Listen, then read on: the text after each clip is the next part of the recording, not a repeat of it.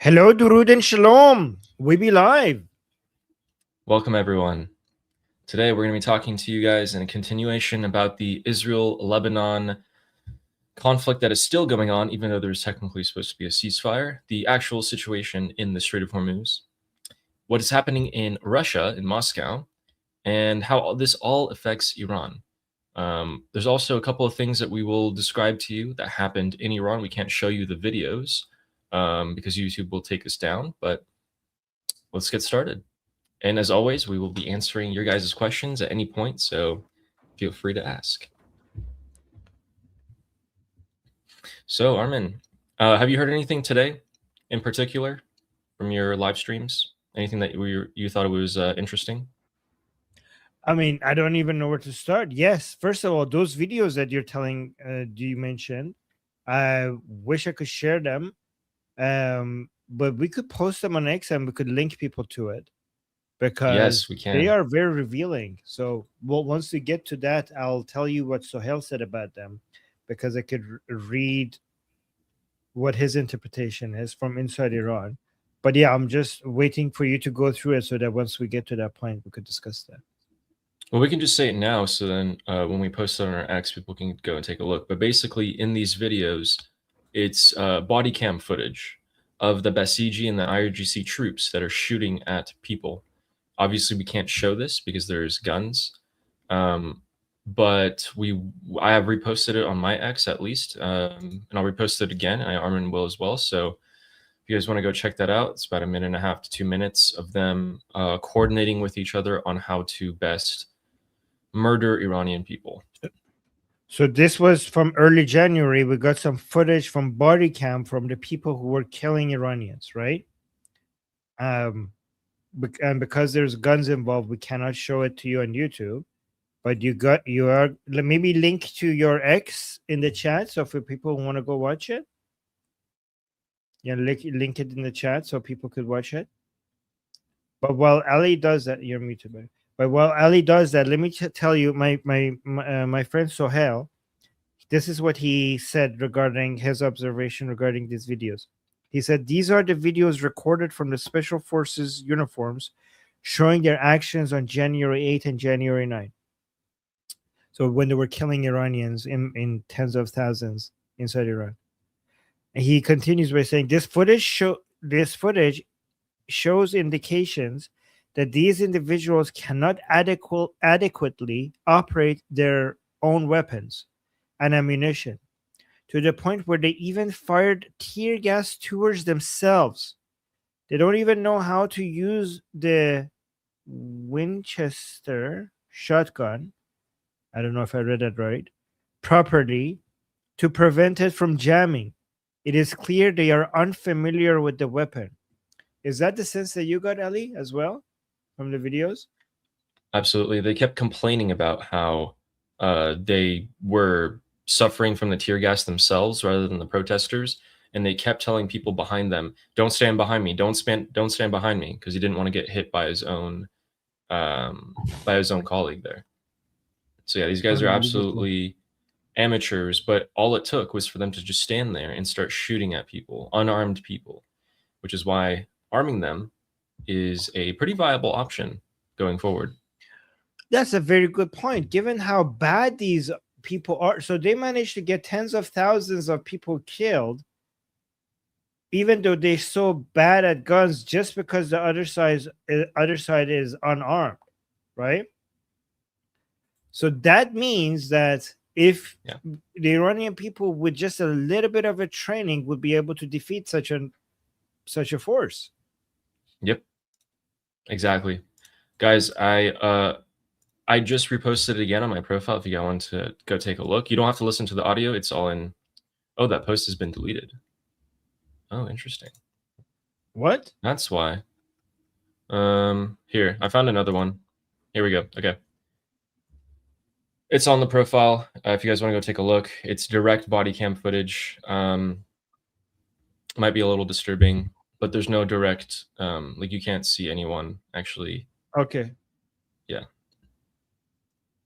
So, okay. In addition to that, so guys, follow Ali on his X. I'll put his X account in the chat. Follow him for stuff like that. All right, go on. Yeah, thank you. So also, additionally, in the Strait of Hormuz, the IRGC are broadcasting a audio message to ships saying that because of the conflict in Israel and Lebanon, the Strait of Hormuz is closed. Return back to where you came from, or we can't guarantee your safety. Is the price of oil still going to plummet, President Trump? They are breaking their promise not even 24 hours after you guys signed it. I mean, this was happening all of yesterday as well. So I am interested to see what the response will be on that. Additionally, we want to talk about the nuclear issue. We have a clip here from Fox News that gave a pretty interesting confirmation. Now, this is, again, one of those things that the regime is going to drag their feet on every chance they get. But Fox News is already broadcasting this, and I don't know if this is going to be a, one of those things that they're just claiming or what. So let's see. And this just in. Witkoff just briefed Congress that Iran's inviting the International Atomic Energy Agency to come inspect its nuclear sites and uncover the enriched material. This is big. The Iranians have also agreed that U.S. nuclear inspectors would be allowed into the country. That's huge. On day one, we're already getting somewhere, hopefully. These are good signs. But that is all they are, signs, and they are words. Yeah, I'll believe it when I see it. Exactly. I want to see Americans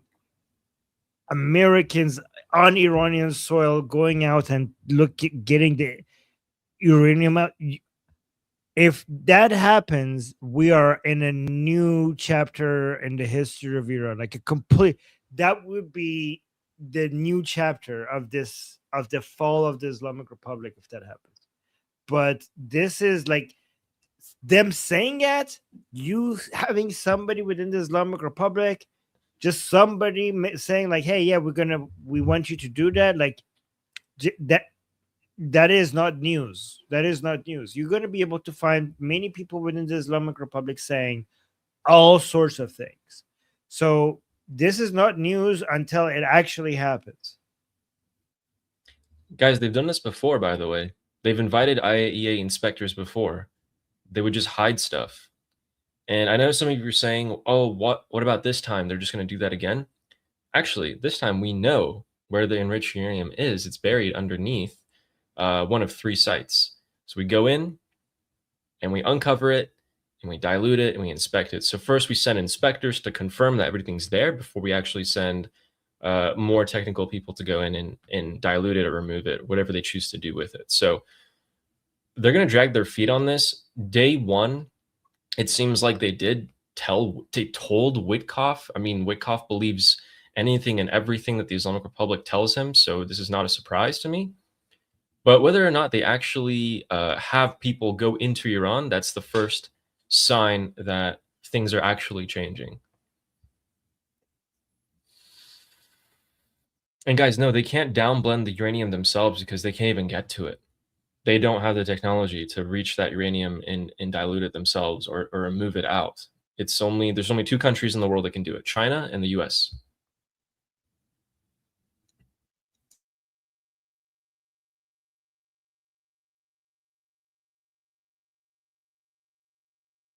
Here is the next big thing.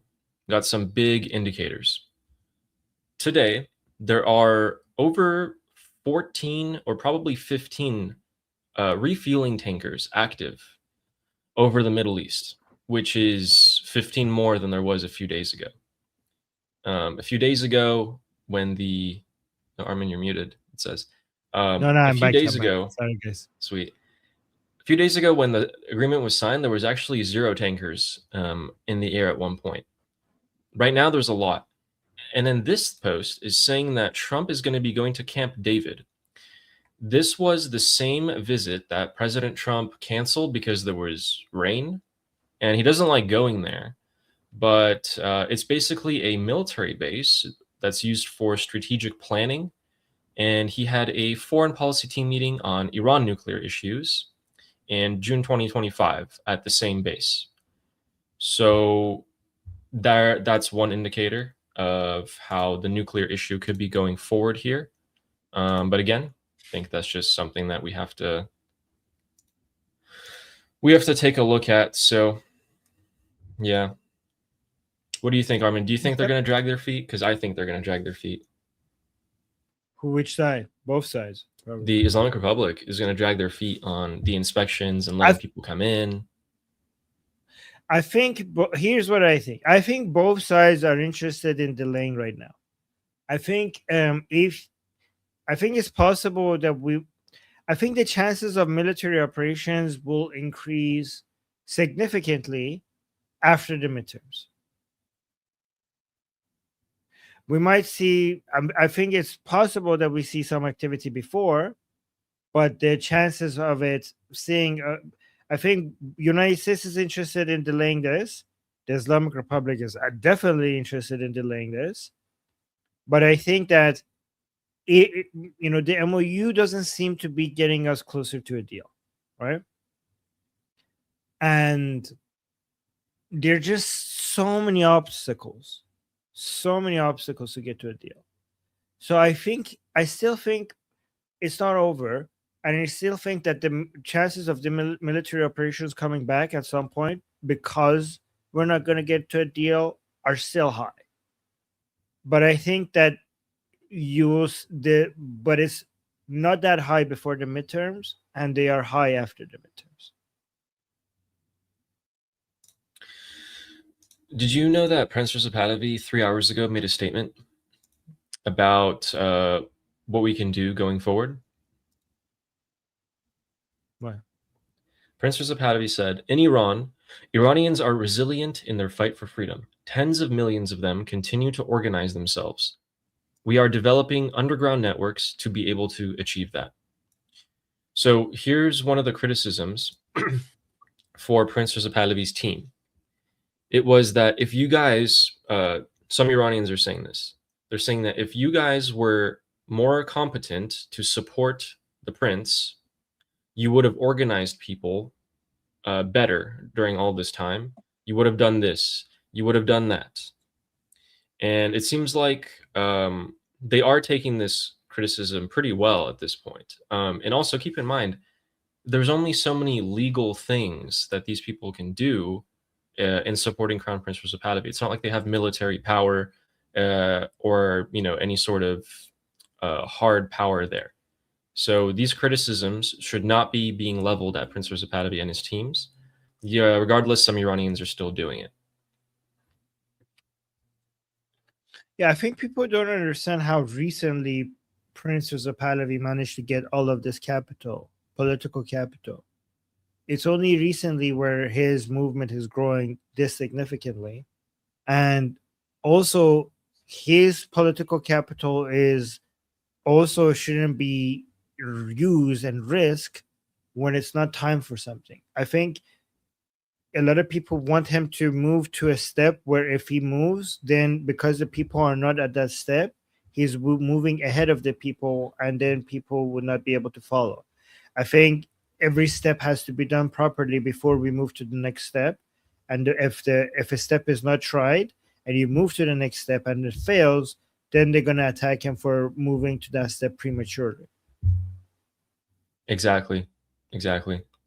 So going back to the status of the negotiations at the moment, what we're hearing is another confirmation, in case some of you didn't hear yesterday, but President Vance canceled his trip to Switzerland for the Iran negotiations.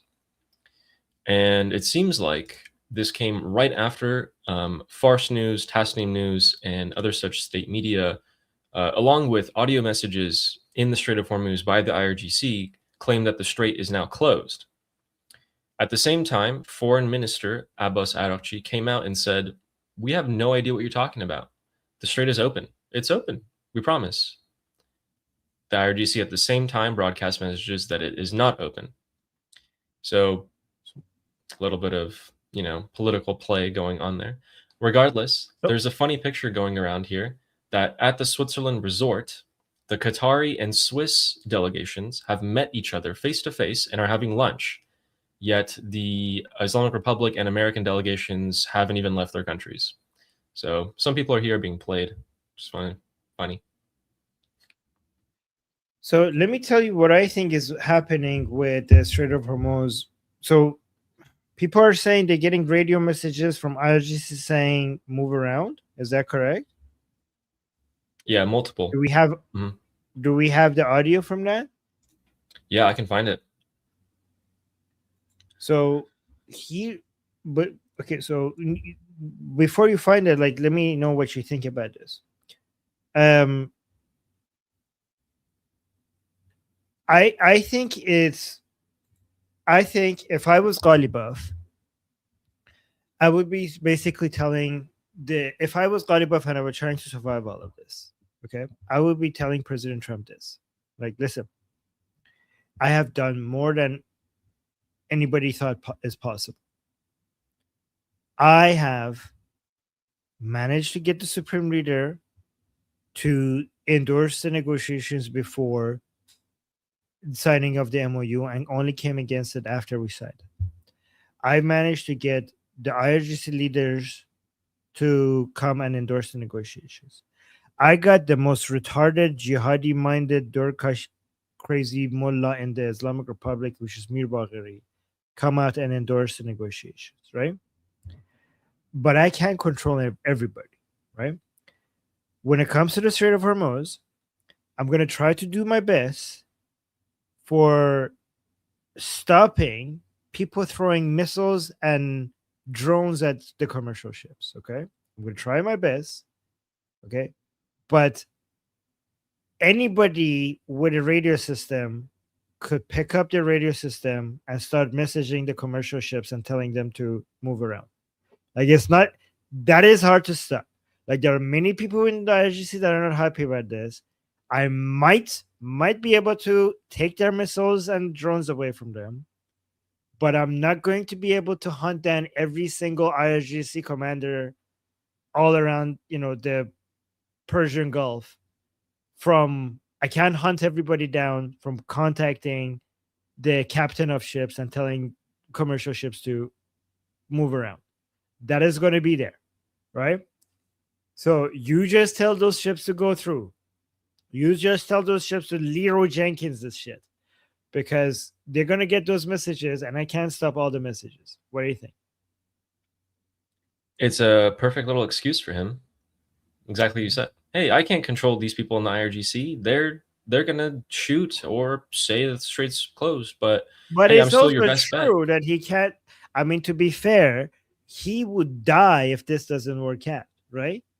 So he was motivated in letting the commercial ships go through. Like, he doesn't want to go back to war.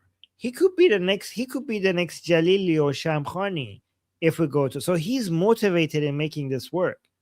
And it's true that he can't really hunt down. This is not about trusting Ghalibaf. This is about understanding that this guy doesn't want to die, right?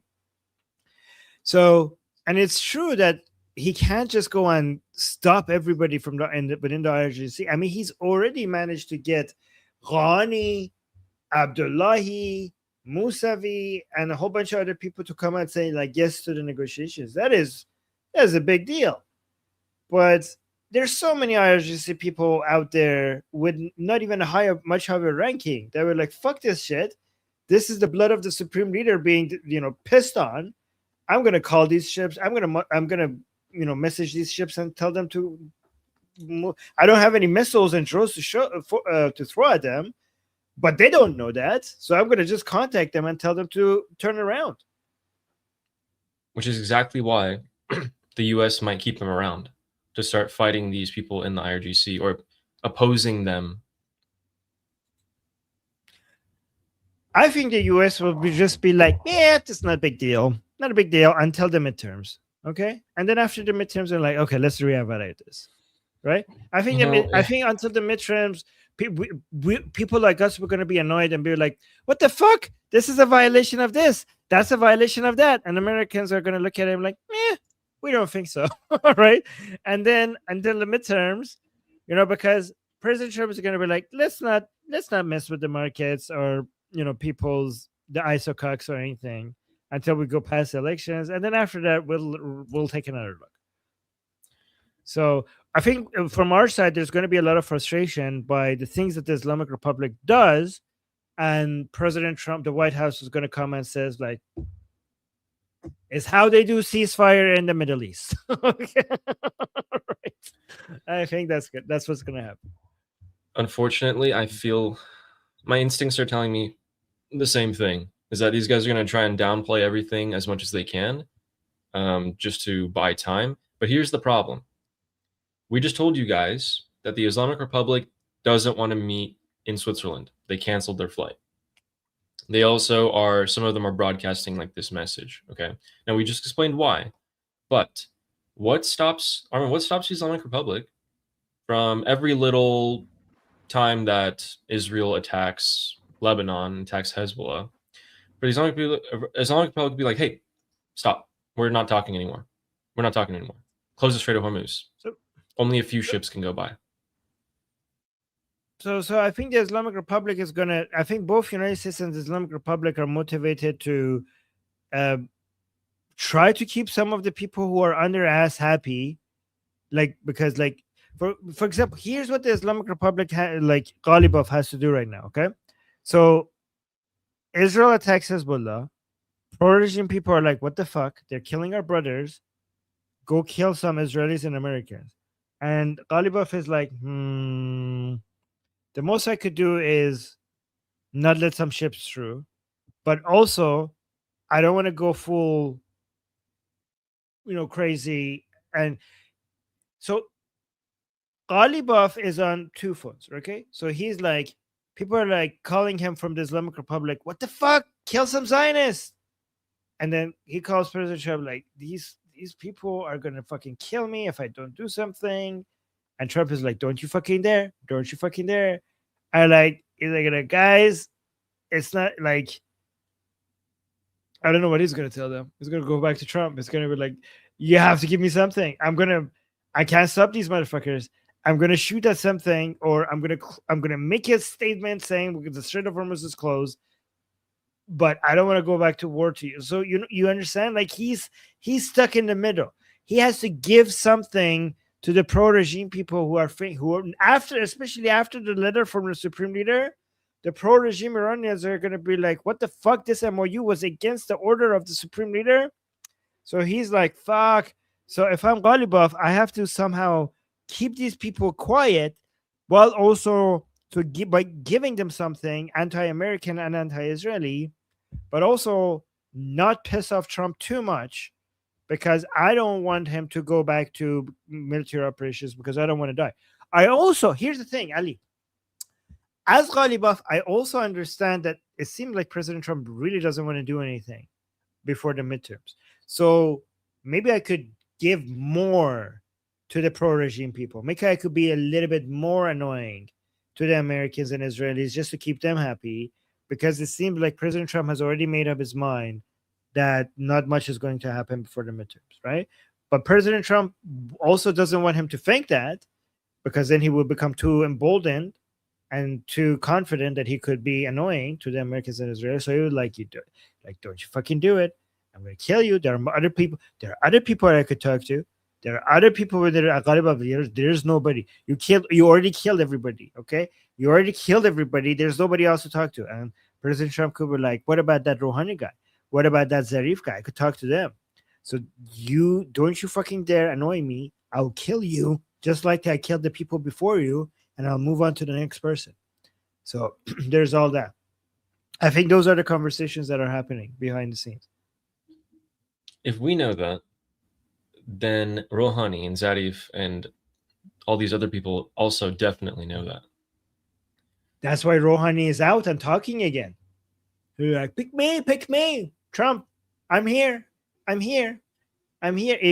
Ghalibaf doesn't give you what you want, I'm here, right? So he's already playing pick me. I don't know. So these are the internal fractures. Now let's see how they play each other to take advantage. Ah, man. So yeah, people don't notice this because Pezeshkian just came out and said like, yeah, negotiations are good. I'm like, okay, whatever. But like, but if you're paying attention, you would say like, wait, Pezeshkian, like Rouhani wasn't around. So Rouhani came out and said, yeah, good negotiations. I'm endorsing that. And like, so people ignore that as not that important of a news. But what's actually happening is Rouhani not speaking for a long time, and all of a sudden he came out of the woods, and he's like, I'm also here. Hello. So let me see if I could find that. After you find that, we have a alligram, as some of you like to call it, from the Telegram. Okay, that the regime we should do supporters the use. super chats before. We should Do do it. super chats first before we do that. Okay, so let's go through that, and I'll find what I have to. All right. Jahangiri Victor has become a YouTube member. Welcome and thank you. Woohoo! Thank As you. well One of as- us. One of us. As well as Amir the Cricket gifting 5 Liberty Politics memberships. Thank you, Amir. Thank you for the gift. So kind. And with our super chat here from Shauna saying, America beat Australia in the European sport ball house party we're throwing, as in the World Cup. Australia has been beaten by the United States of America in the World Cup. I think this happened like an hour ago or something. Shana, be careful. It seems like you're starting to care about this sport that you tell us that you don't care about.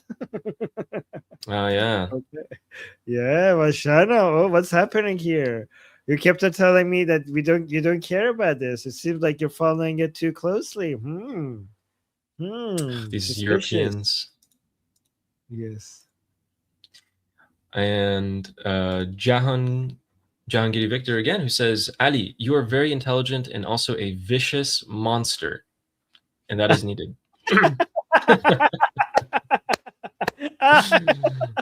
True. Oh my God. Wow, Ali, he sees right through you. Okay, he sees right through you. Like all of that. What can I say? I don't know. Yeah. You know, I feel like he's also a vicious monster because it probably takes one to know one. Yes, true. I think I don't know about he's monster. I would say vicious for sure. When it comes to my you guys are enemies. dangerous. We have to be careful. You should elect me for office in the future, by the way. Ooh. I definitely didn't get radicalized by January 8th and 9th. Oh shit. I think it would be dangerous if you put Ali the head of Savak. Oh no. No, it wouldn't be. No, it wouldn't. No. You know, what would be a job? Okay, so one of the things that I would I don't know, probably say in the sort of campaign is I think that consequences are very much needed in this world, and I don't think we have enough.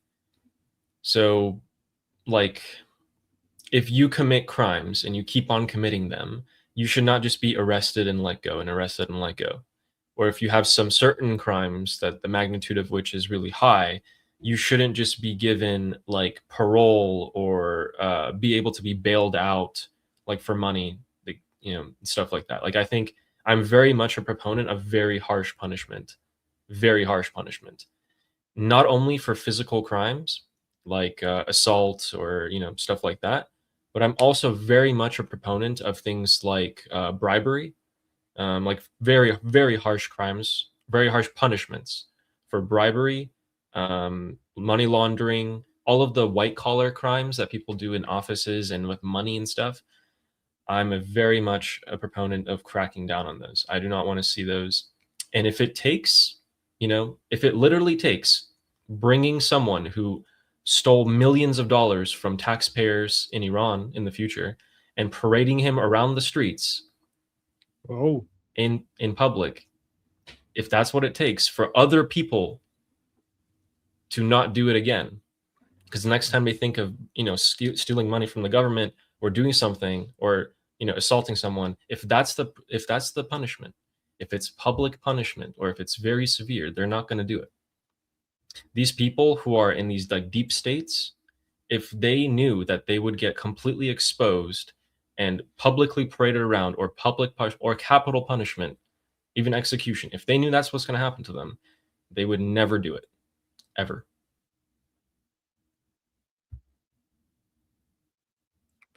Leo is saying parade them around in their undies, apparently. Very kind of you, Leo. Very kind of you. And yeah, that's just one of the things. So, like the British, like what just happened in England. They just found out that the 250,000 girls over a period of time were raped by these what was it? I think they were Pakistanis, right? Like 15 people or something like that. Oh my god. Or it might be more. And like that should never be allowed to happen. It shouldn't have been even 2 people. At that one offense that they committed, that crime, they should have been taken care of to the utmost degree. Because what ends up happening is, for the last few decades, in my opinion, what we've seen is that there's a lot of loopholes in the legal system for you to get out of the consequences of crimes. And look what happened over the past few decades. Look at how much crime has skyrocketed.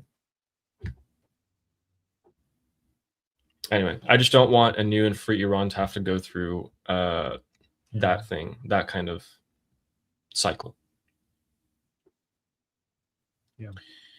And we have another super chat from Jahan Gidi Victor. Very kind of you. Thank you. I would say 50-50 split of the oil in Iran, and U.S. forces will make sure Hormuz is open, and that gives them the same power IRGC is trying to enforce on the world. However, the U.S. would make sure to uphold the law in a good win-win. I think he's saying that the Strait of Hormuz should be joint custody by the U.S. and Iran, which, I mean, I think it has been at this point. But we kind of see what that is like, where not a lot of ships get to go through. So I don't know what the solution is here. The regime's never going to let go of this power. This is the only thing they have left. But the IRGC, let me see, that gives them the power, that same power IRGC is trying to enforce on the world. However, the U.S. would make sure to uphold the law and could. Okay. Yeah, I mean, if you're suggesting that the Americans should stay there to make sure they use force to make sure that ships go through the Strait of Hormuz, instead of just relying on the Islamic Republic saying so, if that's what you're saying, I agree with that. I hope the American military assets don't leave the area, because if they leave the area, as soon as they leave, the Islamic Republic is going to go back to its old ways around the Strait of Hormuz. So I do hope that they keep their military assets around there, for sure. Yeah, thank you for that. And the next one, we have Angry Keyboard Warrior saying, oh, this is going to be controversial. But how can the Iranian people be armed if they and the Kurdish militias in Iraq can't even cooperate? Maybe Reza Pahlavi and CPFIK, the Kurdish communist separatists, could come to a compromise. I don't think that'll ever happen, ever. Not, at least not in this universe. Those are separatist groups, and they are anti-Iranian, and they hate Iran. And if Prince Reza Pahlavi even suggests, even looks in their way, and even if he suggests any positive feelings toward them for half a second, he would lose his credibility among the Iranian people forever. So the Iranian people can be armed. Like, why would the Iranian people be armed through their enemies? These separate, like, first of all, I don't want to call these people Kurdish. Let's call them Kurdish, because again, remember, Kurdish Iranians are patriotic and pro Pahlavi and pro the border integrity of Iran. And this would be offensive to Kurdish Iranians if we ever work with these people. These people are a bunch of communist terrorists, and if any anything that strengthens them weakens Iran. Like the Iranian people hate these people more than they hate the Islamic Republic. They hate these people more than they hate the Islamic Republic. So if there is any attempt by Prince Reza Pahlavi to work with them, they would consider Prince Reza Pahlavi to be working with the enemies of Iran. Yeah. The Kurdish separatists are not the Iranian people's friends. They're their enemies. They would massacre the Iranian people on a similar level if they could. If they had to do it, they would do it. They say it. They say it. And they say they hate Iran and they hate the Iranian people, and they call Iranian people fascists, and they say that they want to tear Iran apart. So working with them is working against Iran. They're not the enemies of the Islamic Republic. They're enemies of Iran. Yes, exactly. Which is why, keyboard warrior, this statement from Reza Pahlavi might be something that you are looking forward to. We are developing underground networks to be able to achieve that. So he's going to continue and push harder for underground networks to organize people so the next time they come out, we don't see a repeat of this. I'm pretty sure that other than planning for the future of Iran when the transitional government is there in power, this is his biggest priority.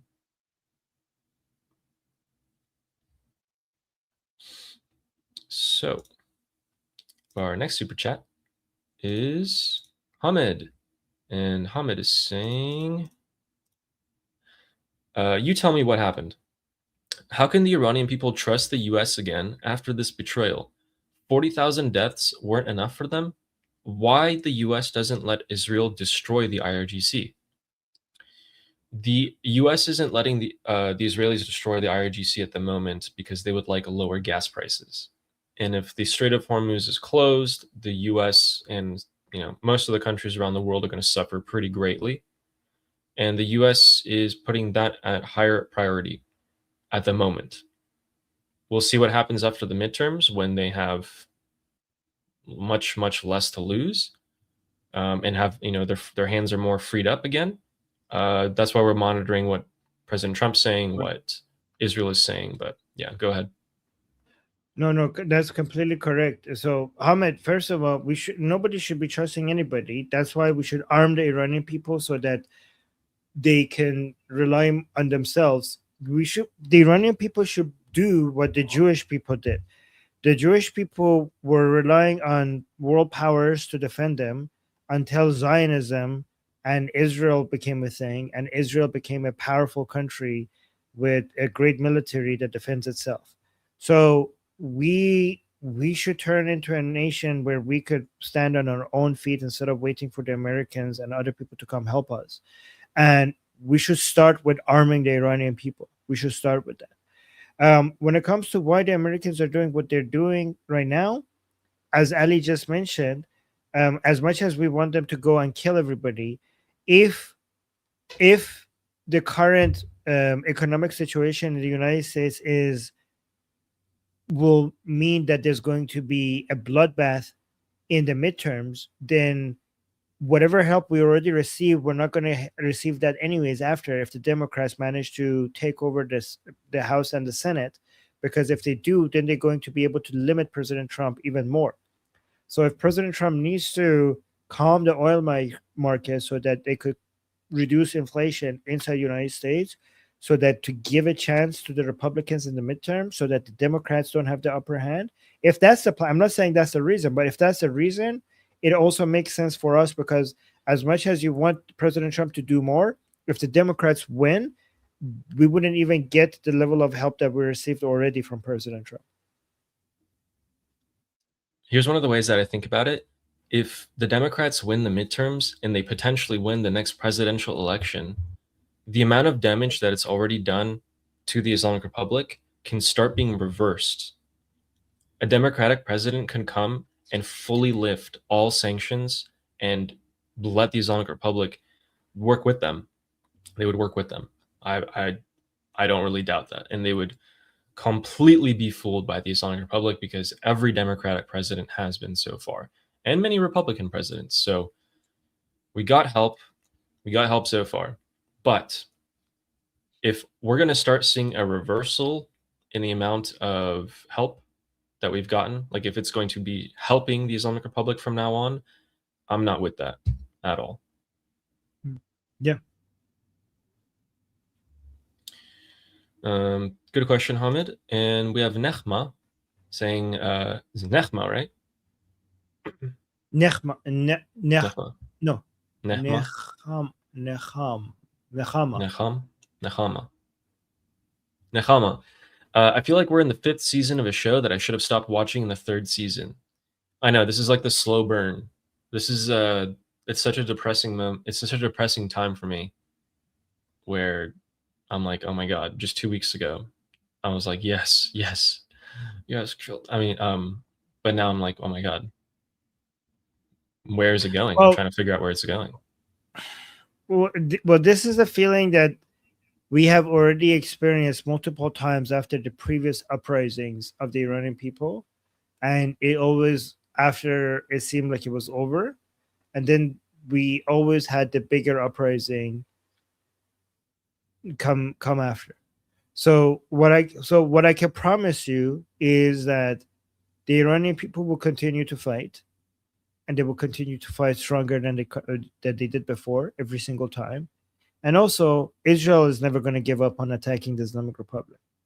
So this is the down, but it's not going to. We're not going to remain here. We're always going to have a comeback.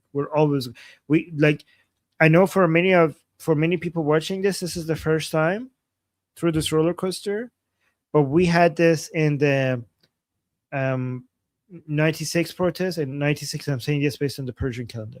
The 96 protests, the 98 protests, the 1401 protests, and now in the Lion and Sun, the Master Revolution, the Lion and Sun Revolution, the Bloody Aban, all of that. So we have been here so many times before, and we always keep coming back.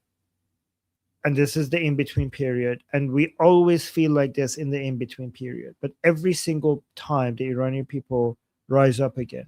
Every single time. Also, the frequency at which these uprisings happen has been shortening. We're not going to have to wait years for the next one, potentially. It's been happening faster and faster. And oh my god, the amount of damage that's been done this year to the Islamic Republic, I'm not sure we're going to have to wait too much longer. This $300 billion, as we explained yesterday, is kind of a scam. Private companies are going to have to come and invest into a country like the Islamic Republic that is completely unsafe. It might erupt into war and has chaos uprisings at every corner. I don't know too many private companies that are going to be coming to invest billions of dollars. There's going to be shell companies, there's going to be China, there's going to be Qatar, things like that. But I really don't think it's going to reach anywhere near $300 billion. Ali, did you start a comment regarding PBD, or was that an accident? Yes, I did. No, so we could just go through the super chats until we get. I just wanted to see if there was an accident. All right, and thank you for that. Next one is Fleshy Interloper saying Ali for Savak. Yeah, sure. Heartbeat. I would do it. No problem. Just give me the training.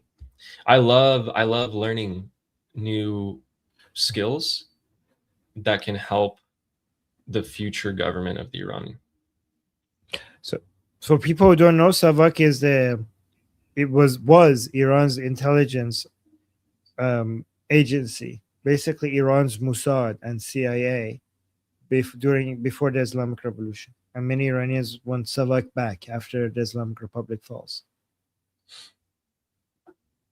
Yeah, here's the thing. My fear has always been I enter some sort of organization like Savak or CIA or whatever, and I'm completely hand-tied by bureaucracy. Like, I might have my opinions and my thoughts and my analysis, and someone maybe one step ahead of me, or like one like hierarchy, one like seniority level higher than me is just like, shut up. And I'm like, okay, well, this is completely useless then. I'm not helping people. So I might even just do what Armin's doing. If this helps people more, then this helps people more. Okay, but now you have two intelligence agencies wanting you, Ali, because you are wanted for Savak, but also you're getting a bribe from Mossad. So bribe Yay! from so bribe Ooh. for Ali from Mossad. And apparently Armin, Roman Cabbage is an agent of Mossad, which is interesting. sweet. Yeah. Thank you, Roman Cabbage. What should I do with my bribe? And Armin, did you know that the CIA recruit very heavily, or have been trying to recruit people who speak Farsi? They've been doing that for Ooh. like around 20 years now. And so as soon as I graduated college, I got a little email. Got a little email from the CIA. They were like, "Hey, consider working for the CIA." And I was like, well, at the time, I'm like 21. I'm like, maybe not today. Thank you, though. Guys, this is Ali trying to pretend that he didn't say yes. He's been working for the CIA all this time, and this is this cover. Wow, amazing! Wow, that's pretty cool. I didn't know that. Javi is saying I would accept. That's so yeah, cool. if you list Farsi as your official language when you're going through all the college apps and everything, then when you graduate, I think depending on a couple other factors, I looked into it. There was a couple other factors. They would they'll just send you an email to be like, "Hey, you should apply," and then yeah.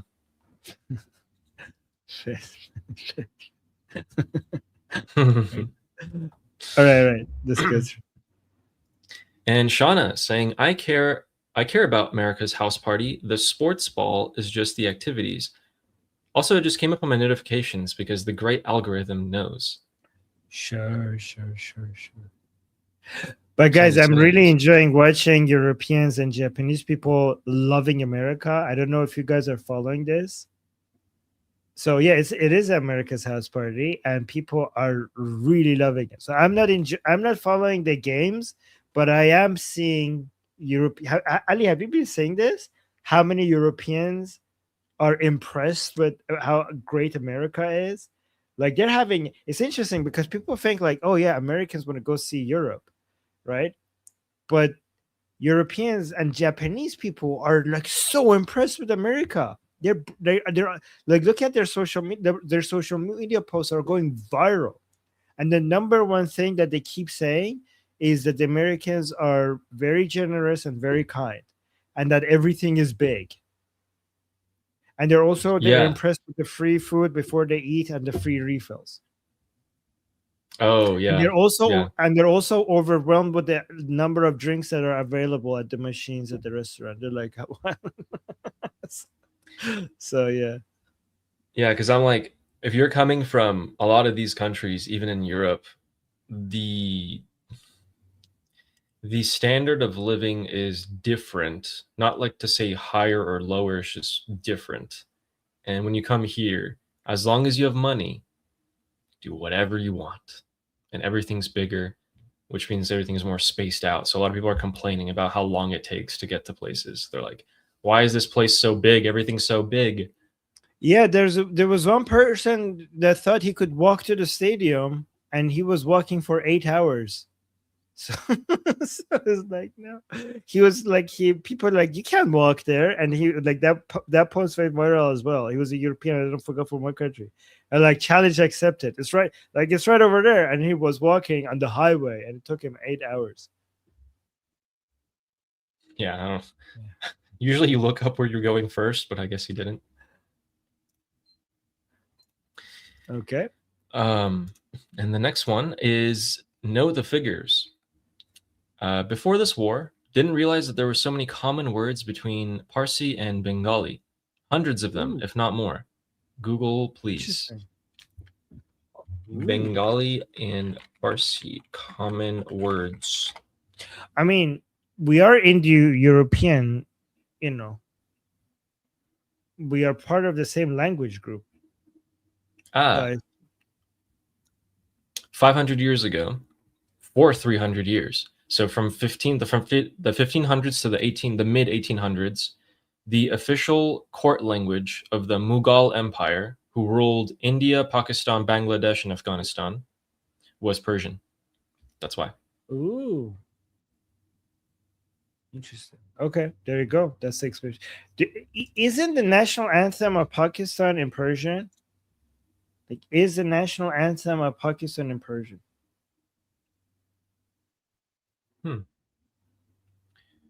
Yeah. Muy interesante. Which is, yeah, weird, by the way. Yeah, thanks, Know the Figures. And we have Jahangiri Victor again with the generous super chat saying, listen, everyone. Trump has now to focus 100% to win the midterm to keep the Democrats outside the House or Senate, which will create chaos. We're going for 2 more years ahead of us, and you saw what we did in a few days. He has to do this to get 2 more years of power. If that's what it takes, if that is the direction we're going, and if that's what it takes, I'm with it. If that is not the direction we're going, I'm not with it. Yeah. Yes, exactly what Ali said.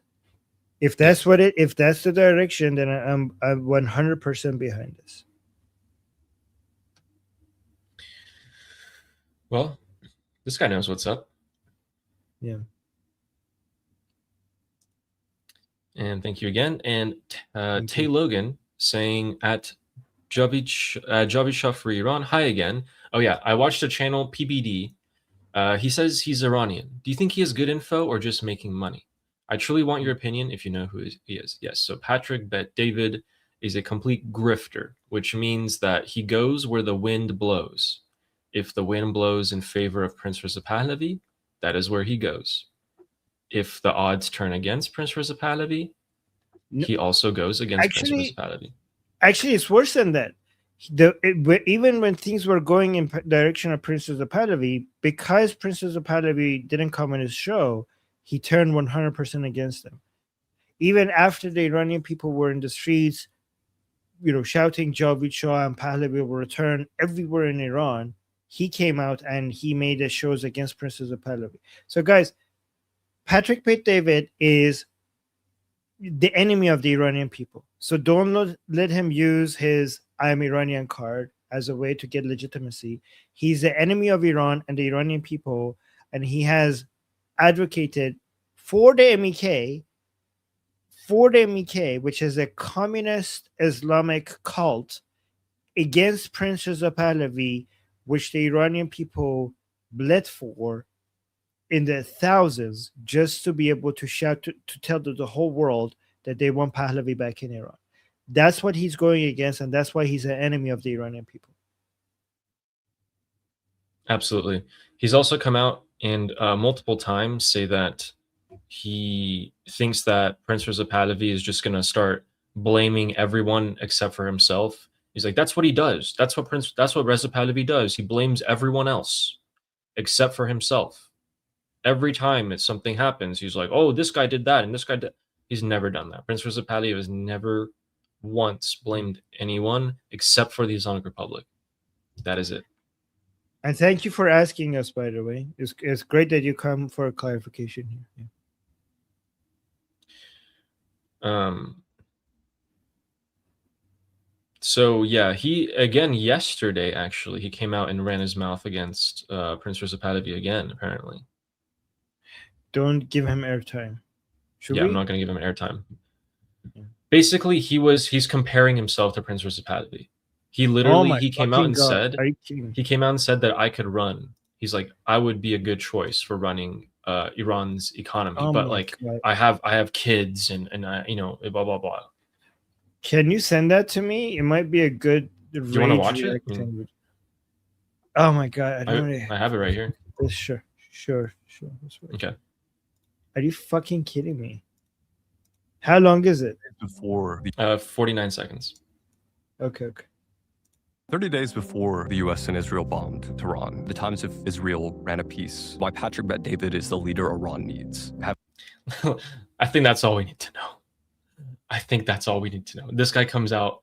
Okay. Anyway, sorry. I'll play it. Those ideas been entertained by any serious players in your life? We had extensive conversation about this last July when we were in the Hamptons. I got calls saying, do you have any interest? Would I be able to change the economy, be a glue between the States and Europe and open up the market where the 92 million people could start doing business, creating jobs, economy, yeah, I think I could do that. But as the guy to be the leader doing that, I got 4 kids, 14, 12, 10, 4 years old. Do I want to put them through this right now? No. I would have to be there. I would need to live there. This isn't like a Zoom president. You get that job has to be you're moving there. We talked about it probably for 2 or 3 months. And then at the end of the day, I said, this is just not a job I want to do right now. You don't want to do it. You don't want to do it. You fucking piece of shit. You're hated by the Iranian people. The Iranian people fucking hate you. Like, I would do it, but I have a family. You will be skinned alive if you step into Iran. If you step in Iran, you will be skinned alive for being the enemy of the Iranian people and the enemy of the country, and going against attacking the very person that the Iranian people were dying just to be able to shout out his name in all corners of Iran. When IRGC was shooting into the crowds of people, in every single corner of Iran, Iranian people were calling for Princess Pahlavi, and you came out and you started attacking the leader of our revolution and the person that the Iranian people have so obviously chosen and bled for to be the leader of the revolution. You came against the will of the Iranian people. I would do it, but I have a family. The Iranian people hate you, and you know it. You know the Iranian people hate you. You're an enemy of Iran. Fuck you. How much of a piece of shit do you have to be? Again, one of the great things is that you say this and it's on the internet, and you can never take it back. And he's not only said things like this once, he said them multiple times. This is one of those people that when they show up in Iran, oh my God, people are like, if they see him on the street, they're gonna be like spitting on him and everything. Like, this guy's just such a, how can you possibly compare yourself to Prince Reza Pahlavi? He's dedicated his entire life to this. He's been saying the same thing no matter what on day one till now. You've been going wherever the wind blows. You've been saying this, been saying that. You supported the MEK to kill Iranian people. You've been saying things that are pro-regime. Everything that you didn't do, all the times you didn't say pro-Shah things in the past 6 months, was directly helping the Islamic Republic, because you have millions of followers. You have millions of people who watch you. And if you can't handle 4 kids, you should not be handling 92 million people. Retard. Anyway, just wanted to make sure that people knew about that. And Fleshy Interloper saying, freedom of navigation is why the United States Navy exists. That's what Armin says all the time, guys. Yeah. I like the way you think, Fleshy. Yeah. If you think about the British Navy, why were they a global superpower? Because they could control global trade by providing security. They can make outposts and grab materials and goods from wherever they wanted in the world, and no one can stop them. They could dictate all of that. The United States is a superpower because they also have the same power. And another generous super chat from Jahangiri Victor. Oh my God, he loves you. Thank you so much. 60 days is there for Trump's reason. 60 days is there for Trump's reason, not their reason. Self-confidence of IRGC is also part of the plan to make the next step possible. Relax and let the Donald make what he needs to do. Benjamin the Lion won't stop. I like that. Benjamin the Lion won't stop until regime change. He has never been closer. So it seems like he thinks that this can be a ploy to get the IRGC to lower their guard. And yes, absolutely. We've said that a lot of times where there's a lot of noise. And if this is a way to make the IRGC completely lower their guard, that would be a once in a lifetime seen genius ploy.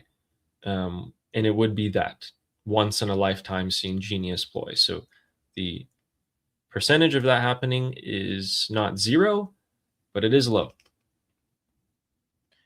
So here's the thing. Here's what the plan, if the plan is. So when it comes to Netanyahu, and honestly, Israel as a whole, that is completely, 100%, they're not going to give up until the Islamic Republic falls. With regards to President Trump, this is the plan. That if this is the plan, I will be 100% behind it. If President Trump is using Ghalibaf with threats of death to be eating the Islamic Republic from the inside and basically making moves against the IRGC, the supreme leadership of the Paidari camp, using Ghalibaf. This is, for many reasons, which I'm not going to repeat here right now. I think that is a genius plan. If that's what the plan is. If that's what the plan is, I think it's perfect. And I think a lot of people won't understand it. And I try to explain it, but it's so good that if it's true, it's genius. But again, I'm not saying that this is the plan or not. But if this is the plan, it's genius, and it just might work. Yeah, that would be fighting the IRGC the exact way that they fight, in targeting them at the point where they hurt the most. Exactly. Okay, so quick little update here. So for those of you who didn't know, we covered this yesterday, where there was 4 Israeli soldiers who were unfortunately killed in action by Hezbollah, and the Israelis have responded with force. Today, they have killed, I believe, around 80 Hezbollah terrorists, wounded many more, 60 plus, and it seems like the attacks are in full force at the moment, with tank brigades of the IDF rolling up to Hezbollah strongholds, with airstrikes supporting them. We are unsure if there are further casualties on both sides as of now, but the death toll on the Israeli side is 5 this week and almost 100 for Hezbollah. And that is in the pro-Hezbollah channels that I've seen, the Hezbollah terrorists are very, very alarmed at the rate that they're being eliminated. So that's great. I liked seeing that. So 5 from Israel. How many for Hezbollah? Seems about 80. 80 terrorists killed and another 60 wounded.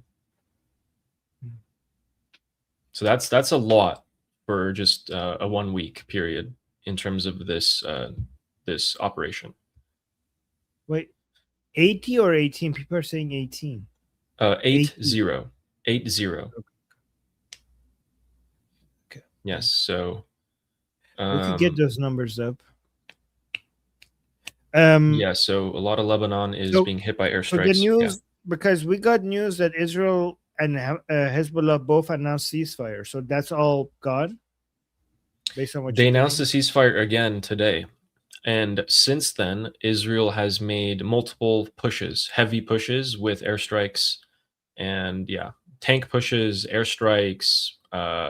One Israeli soldier from an elite unit got was in hand-to-hand combat with an Hezbollah terrorist and eliminated him with a knife.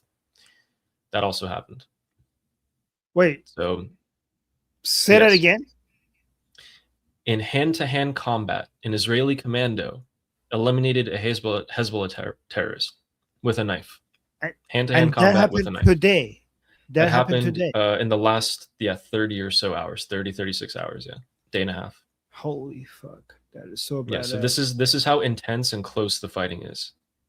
I'm not sure, guys, right? Ceasefire, just hit them a little bit less.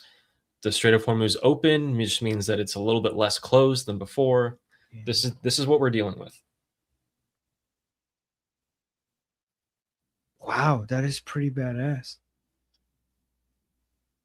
These are warriors, guys. Are there any Israelis here? Or I think most of them are sleeping now. But fucking proud of you, man. You guys have some amazing fighters. Fucking warriors. Yeah, so it seems like their operations this week have been targeting a Hezbollah stronghold by the name of Ali al-Tahir, which is in South Lebanon. And they've been hammering it. Tanks, troops, airstrikes, everything. And that's where they've managed to kill around 100 Hezbollah terrorists. Yes. Amir is still with us. Look at this. Amir is still here with us. Thank you. Respect. And so our next super chat here. Oh yeah, and by the way, we'll discuss what that means in terms of IRGC in a second. But Jahangiri Victor saying, sorry, no, I mean this regime will be gone by that time. I think he means the next 2 years. I mean the oil island, Karg Island. Oh, you want joint ownership of the Strait and Karg Island? I mean, oh my God. Okay, that's what you're saying. The regime would have a heart attack at even the mention of that. So if you're talking about the joint ownership of Karg Island after the regime falls, if you're saying that, is that what? I mean, no, the regime will be gone by that time. Yeah, I think you mean by. I think if that's what you mean, I don't think that's something that the new government in Iran would be okay with, and I don't think that's something the Americans would want anyways, because that would be a violation of the border integrity and the natural resources. I think the Americans would be satisfied with the fact that the Iranian oil is now entering, the oil market freely. I think that's what they would be happy with. That they wouldn't need joint, to, for them to have a joint operation. I mean, they could have operations with building the island, but I don't think when it comes to ownership, the United States would be happy just the fact that oil is entering the market and it's bringing oil prices down. Yeah. But I don't know if I'm understanding the point, though. If I'm understanding it correct. Mm-hmm. Yeah. Okay. And Wyatt, welcome. Saying Guy suggested watching extremist videos, picking them apart, praising the good and exposing bad ideas. This would be good at de-radicalizing people. Like extremist political takes, exposing bad ideas. When it comes to, let me tell you this: when it comes to like people with radical views, if you want to change their opinions, it does make sense to try to find something that they're right about, and then tell this to them as a way to get their guards down, and then talk about their other ideas that you're against. So it is a good strategy, like even with somebody with like the most, with views that are completely against everything you stand for. If you're trying to talk to them and convince them, it does bring their guard down if you find something that you agree with them and highlight that. Good idea. Maybe I'll start looking for some. And thanks, Wyatt. And we have Jahangiri Victor, who says, you cannot compare Persians to anyone else you mentioned. We will be able to fight in a way no one but Israel does with tactics. Oof, I'm looking forward to that. But Jahangir, not just Persians, all Iranians.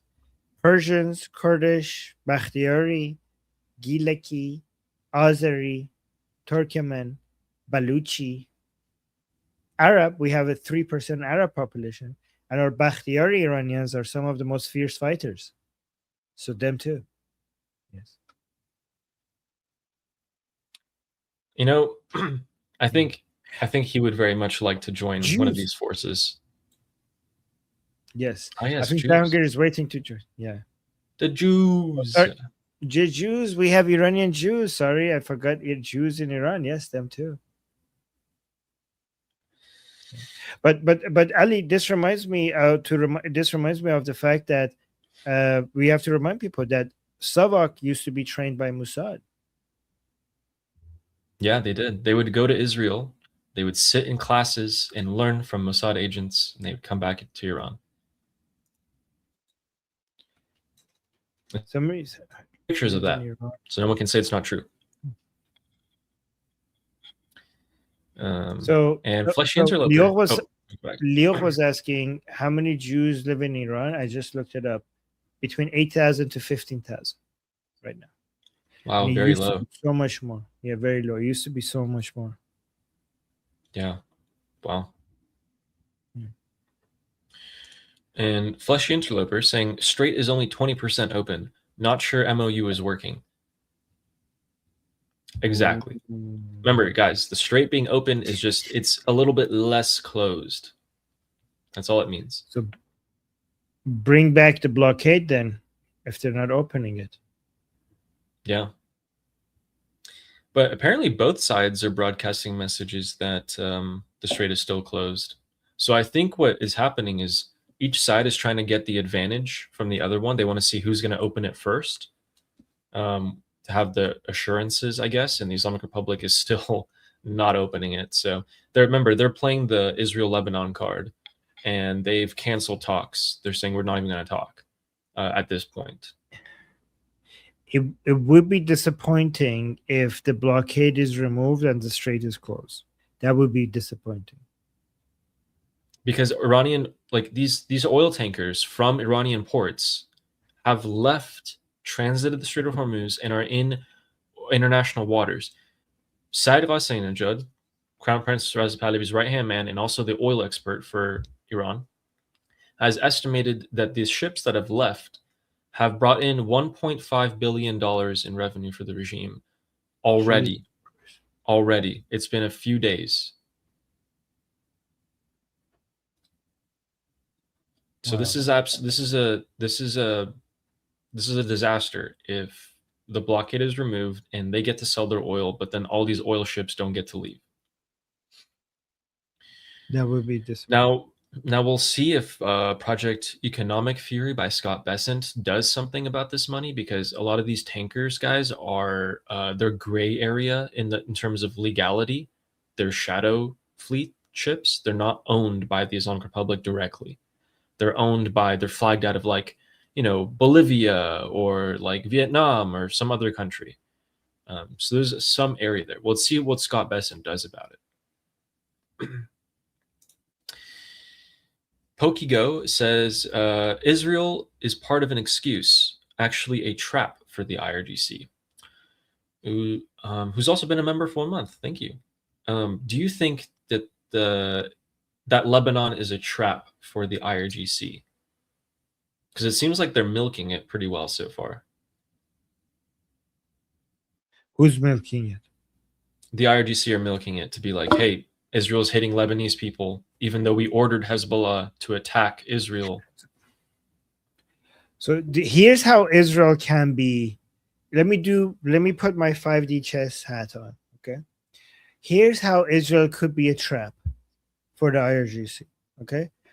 If the plan for the Americans is to allow Ghalibaf to become the most powerful person within the Islamic Republic and use him as their inside man against the IRGC and the supreme leader, then this MOU needs to make sense to more pro-regime Iranians for Ghalibaf to be able to get them on board, right? I'm not saying this is what's happening, but let me give you the best case scenario, right? The most 5D chess case scenario. If this is going to have any buy-in within the Islamic Republic, Israel cannot be happy about it. You have to demonstrate that Israelis are angry. You have to do something that pisses off Israel, so that some people within the regime, some people who support the regime, could be convinced that, well, if Israel is upset, this must be working in our favor. So maybe the best way to fake a fight is to make it a real fight. You know what I'm saying? The best way to pretend is not to pretend at all. Like if you are trying to play good cop, bad cop, right? You have to actually, instead of acting like you're against the bad cop, you actually have to be against the bad cop so that the regime falls for it. You actually have to do something that is bad for Israel so that the Islamic Republic thinks, at least in the short term, so the Islamic Republic thinks this is moving in the right direction. This is the most 5D chess, So imagine if Ali and I are playing good cop and bad cop and there's a prisoner in front of us, and I think this guy would not fall for it. So instead of me going and tell Ali, like, hey, Ali, let's fight with each other, so that he thinks that we're against each other, I'll actually start pissing off Ali. Like, I actually start doing something instead of telling him that let's act like we're against each other. I'll actually do something that Ali turns against me. That would be the most convincing to the prisoner. So that would be the most ultimate 5D chess move against the Islamic Republic. I'm not saying this is what's happening, but I'm just saying it would be the ultimate. Yeah, I can see that. And here's the part though: we can't verify that or know if that's true until it happens, until they come out and they like strike the IRGC together.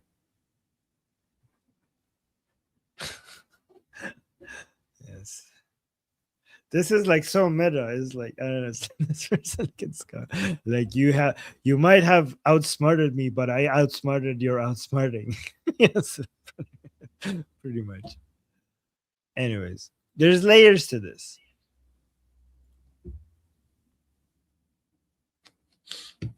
And James Moore saying, "Oh right, after this, we're gonna go through one message from the Telegram group." You guys like seeing that? Yeah, let's go to Telegram after this. Yes.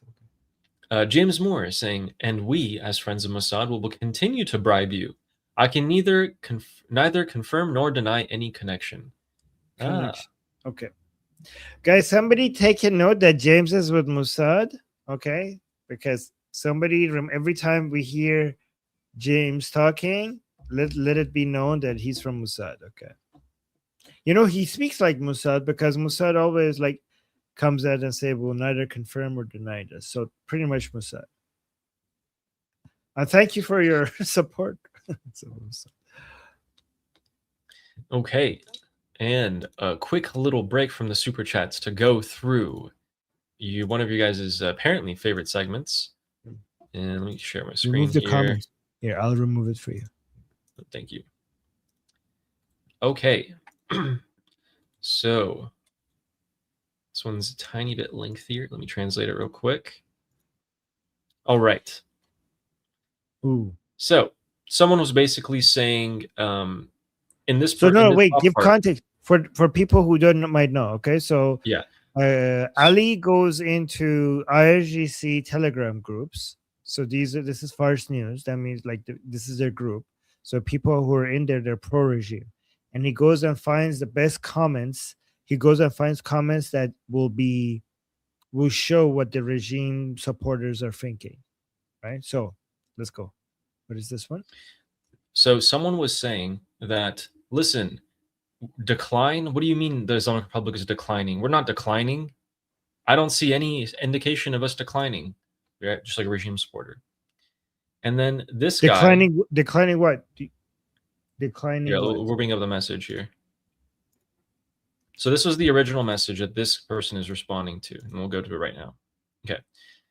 So don't get too carried away, infidel. Decline? I don't see any decline. The proxy groups have weakened, but they are not declining. What? Iran itself has become stronger than before the war because it has received a lot of aid, and its war experience has made it better at managing. And then he's quoting an American general, and this American general, General McKinsey, is saying the Iranian government will be in place for 1,000 years and will not be defeated from abroad. Yeah, I don't know if he actually said that, but anyway. So this guy, this regime supporter, is like, "What do you mean? What do you mean, bro? Our proxy groups, yeah, they're weakened, but like that doesn't mean they're declining. We're actually so much stronger." And he's calling Iran's stronger. And he's calling him an infidel. Can I see the original? Infidel.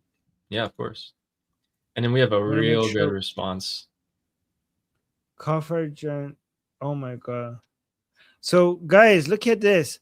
Pro-regime people are calling other pro-regime people infidels because they're saying things that they don't agree with. Right? Okay. So guys, people are accusing each other of being infidel because of their bad takes. Okay, so now let's continue. And then do you guys want to see the response to that? Yes. Okay. So this person has come out and he's responding to that message of saying, decline? I don't see any decline. This guy is saying, and let me know if you want to see the Farsi one of this, but he's saying, So how there's- despicable. Sorry, what? No, sorry, go ahead. Yeah. He's saying, how despicable are you that you spend your whole life insulting Americans, but whenever one of them says something good about you, you get excited and take their words as a source, as in the American general saying, oh yeah, the Islamic Republic is going to stay for 1,000 years. He's like, you have been talking smack on Americans forever, but as soon as one of them says, oh yeah, the Islamic Republic is going to stay, you're like, oh yes, he said that, so it's true. Hypocrisy. And then he comes up and says the definition of decline. This guy says decline means a photo is circulated showing your president signing an agreement with the killer of the supreme leader under a photo of the supreme leader. I don't know what else needs to happen for you idiots to wake up a little and understand what situation you're in. Oh my God. Oh my God. Ali, this is line by line what we said they will say when this happens. It's great. Guys, this copy, like when we said you have signed, before any of them saw this happening, we basically told you that they're going to say you are signing an agreement with the killer of our supreme leader. By the way, that's poetic. I look at this, guys. Let's see. Not all pro-regime Iranians are retarded. I mean, they are retarded, but some of them are just a little bit less retarded. But this is such a good take. Decline means a photo is circulated showing your president signing an agreement with the killer of that leader under the photo of his killed leader. Can I see the Persian? This is too good. I need to see the original. Yeah. This is Ali. This hits the spot. Oh my God, it's so good. افول یعنی اینکه یه عکس پخش میشه که رئیس جمهور داره زیر عکس رهبر کشته شدهش توافق رو با قاتل همون رهبر امضا میکنه. Yeah. Decline means that the president of your president is signing an agreement under the picture of a supreme leader, signing an agreement with the murderer of the same supreme leader. Fucking brilliant. Yeah, exactly. Fucking brilliant. I agree with this regime supporter. Yeah. And Steve was asking, I can't find his, yeah. Steve was saying, shouldn't we get involved? Huh? Can you send this to me before you forget? Yeah, of course. But yeah. Steve was saying, shouldn't we get involved in this Telegram group chat? If you do, these guys are actually kind of sticklers. They've started banning people in the last couple of weeks who have been saying, like people who try to come and actually mess with them, they just ban them. Ooh. And I don't want them to start active. Yeah, they always are like mods, admins. And I don't want them. Mods, why are you letting this Zionist in here? Get the Zionists. Okay. Yes, exactly. They're like these Zionists. But yeah, I don't want them to start feeling like they can't talk about whatever they want to talk about. I want them to say everything and everything. What are they gonna do? You know, this is actually helping us more than certain. The thing is that, guys, it's already so bad. Like, if we go in and be like, hey, yeah, I'm a Basiji, I agree, don't betray the blood of the supreme leader. Like, that's like a drop in an ocean. Like, it's already maxed out. Like, you're not gonna be able to help with that. Like, they're already doing it themselves. Yeah, my CIA training has done me really well here. Shh. Okay. Right. So there's your little alligram, as you guys like to call it. That was pretty good. Alligram. Yeah, I like that. Yeah, that was all I could find. That was juicy today. The rest is kind of stuff that we've been seeing. Mm-hmm. But yeah. Okay. Where were we? Yes. Sarah, you saying are some guys? We also have more news after this, so we'll cover what's happening in Russia, which it's crazy, and then we'll also go through. I have my flag ready for that when we go there. Okay. So yeah, and we'll also go through a couple more things that are happening with the IRGC and what they're saying and not saying, and then JD Vance clips as well. Of course, we gotta have what he's been saying. Okay, So Sarah, you saying, are some Savak still organized? Did a representative meet with David Barnea in Witkoff and the gang in January in Miami? More in background, not more in the behind the scenes who are not ready yet. No. So all the Savak people are like in their 80s, 90s. They're really old, and our new Savak, or rather the Immortal Guard, a lot of them have received training directly in Israel. So it's a direct parallel with the Savak. Got their training in Israel, came back to Iran, sleeper agents went about their normal life. Then boom, February 28th happened. And after that, they started conducting operations. So they would like launch drones, gas leaks, which is just they would set things on fire or do little explosions, try to assassinate people from the IRGC and stuff like that. So if you're talking So what about was Immortal dismantled Guard, even before? Yeah, no. So it's different. One of them is like a revolutionary movement. The other one was an intelligence agency. But Savak was dismantled before the Shah was even during the Pahlavi. At the last years of Pahlavi, Savak was dismantled, which was a mistake, by the way. oh my God, I've been thinking more and more about this. Savak came, and the generals of the Royal Army of Iran came to the Shah and said, "Sir, if you give the order, we can completely destroy this revolution." And they're like, "We have a plan. This is our plan. We can completely get rid of this revolution." And the Shah said, "No, I don't want to shed the blood of Iranians." He's so ahead of his time. And that is the most common criticism that people do of Mohammad Reza Shah. However, I like to think that I think you've said this before, the only criticism is that he wasn't transparent enough to the people. He wanted the people to see I think what he was dismantling. doing for themselves. I think the Shah was correct not to be brutal because he didn't want to. He wanted to, because if he did shed so much blood to suppress the revolution, we might have. What he would do is that, because I think the Iranian people are now so much more mature than before.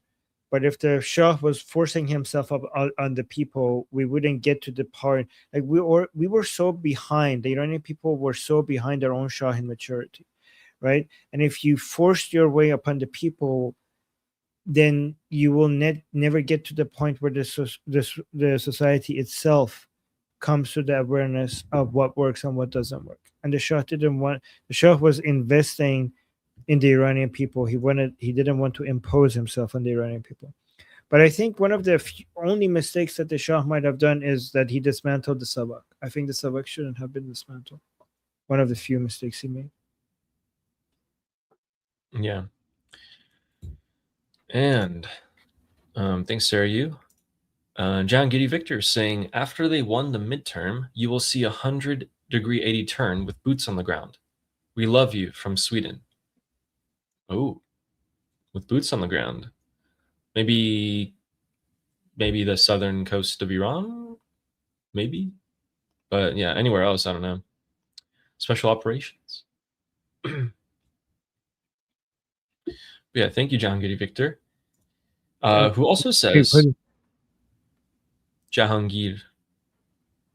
Jahangir said what? After they won the midterms, you will see 180 with the boots on 180-degree shift with boots on the ground. We love you from Sweden. Okay, we love you back. So you think we will have boots on the ground after the midterms? We'll see. That would be a great shift. Boots on the ground only in the southern Iran, not like Iraq, not like a ground invasion of what we saw with Saddam. But yeah, maybe like what would be ideal is taking over maybe of some southern cities in Iran and some islands for sure. I mean, I hope you're right. We'll see, Jahangir. I hope you're right.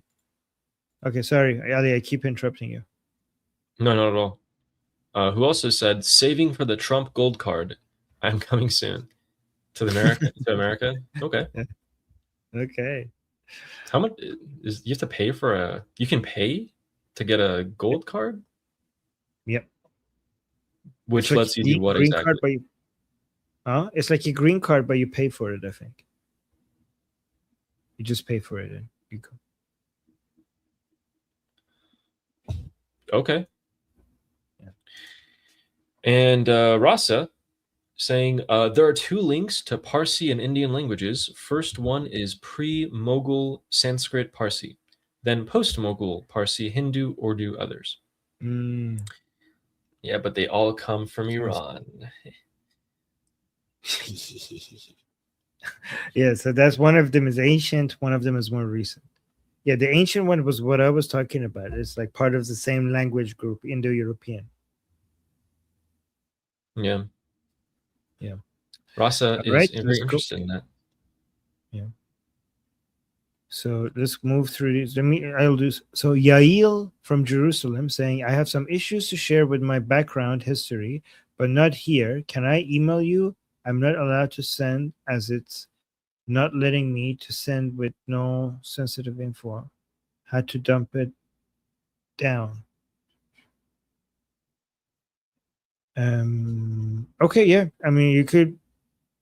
It's going to be hard for me to find time to respond, but I will try my best. Try emailing me as armin.navobi@gmail.com. Okay, so it's just my email. My email is here.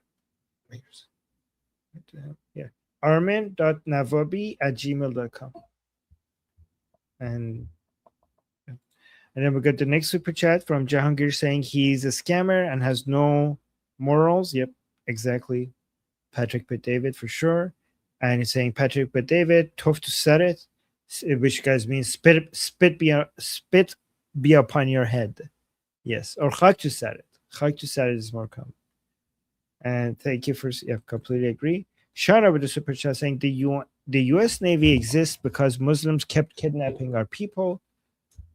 So we built a navy and got them back. Is that how it started? And now the whole world's and now the whole world benefits from it. So Muslims started something that is now the backbone of global security. Okay, thank you. Good. Shana has really good historical information. And that is saying, have you guys watched the interview with Patrick Bet-David had with Prince Reza Pahlavi? Pat asked him, "Do you want to return to Iran and be the king?" The prince said, "No, my life is here in the U.S." He didn't say no. He didn't say no. He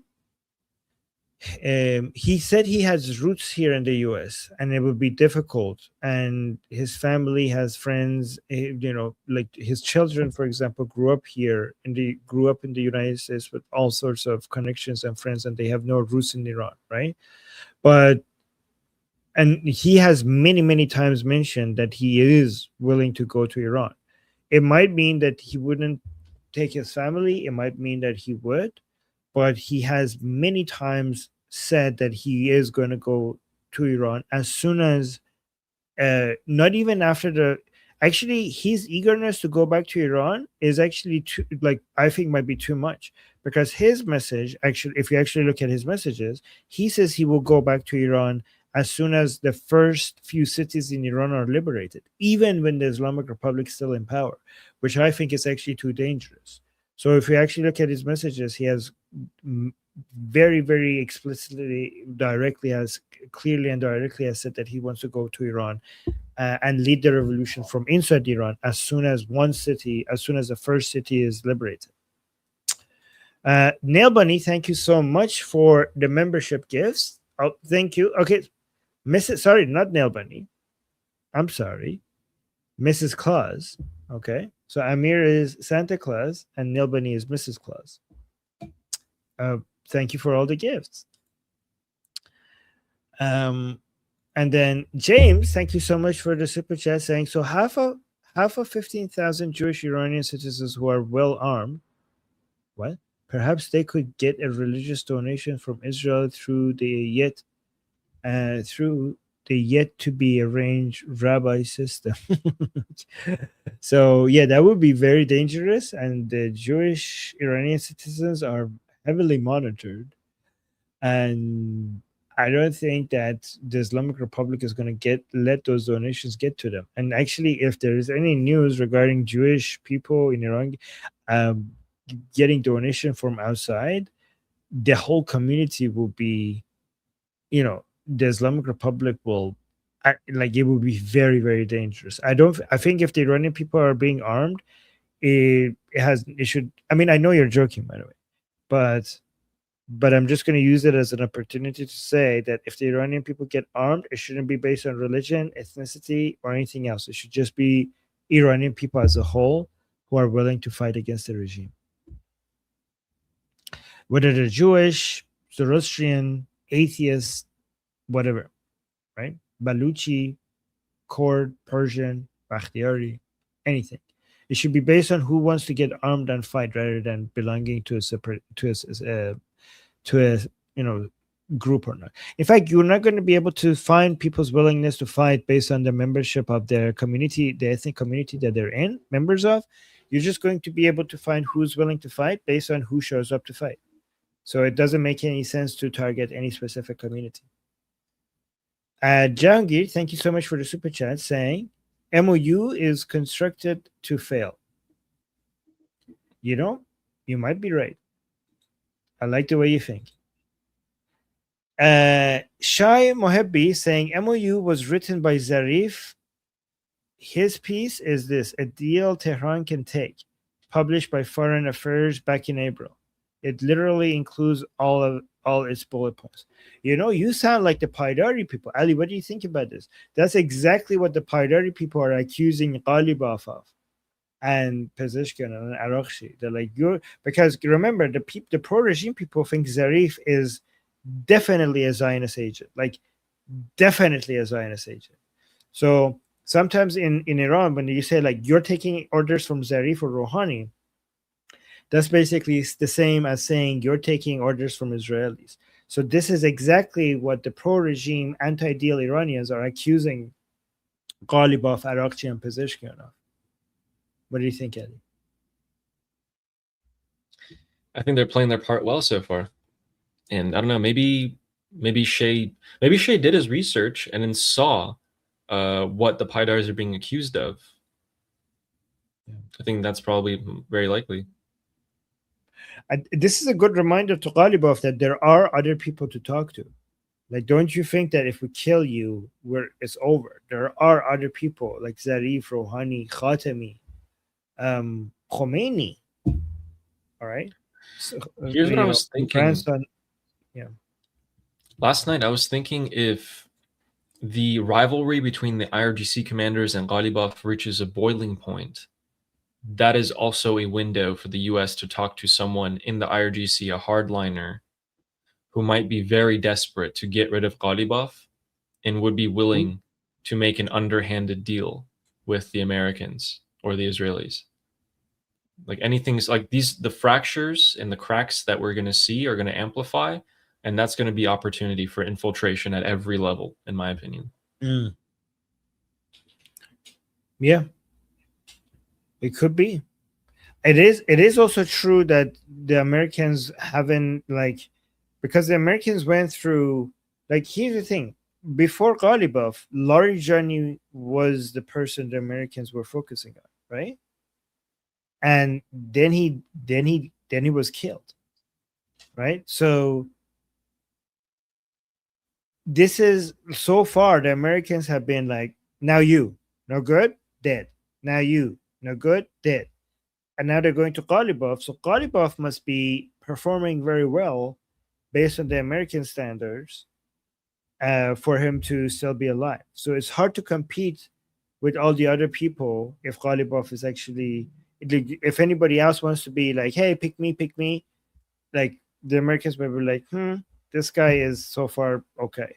You know what I mean? It's hard to compete with that.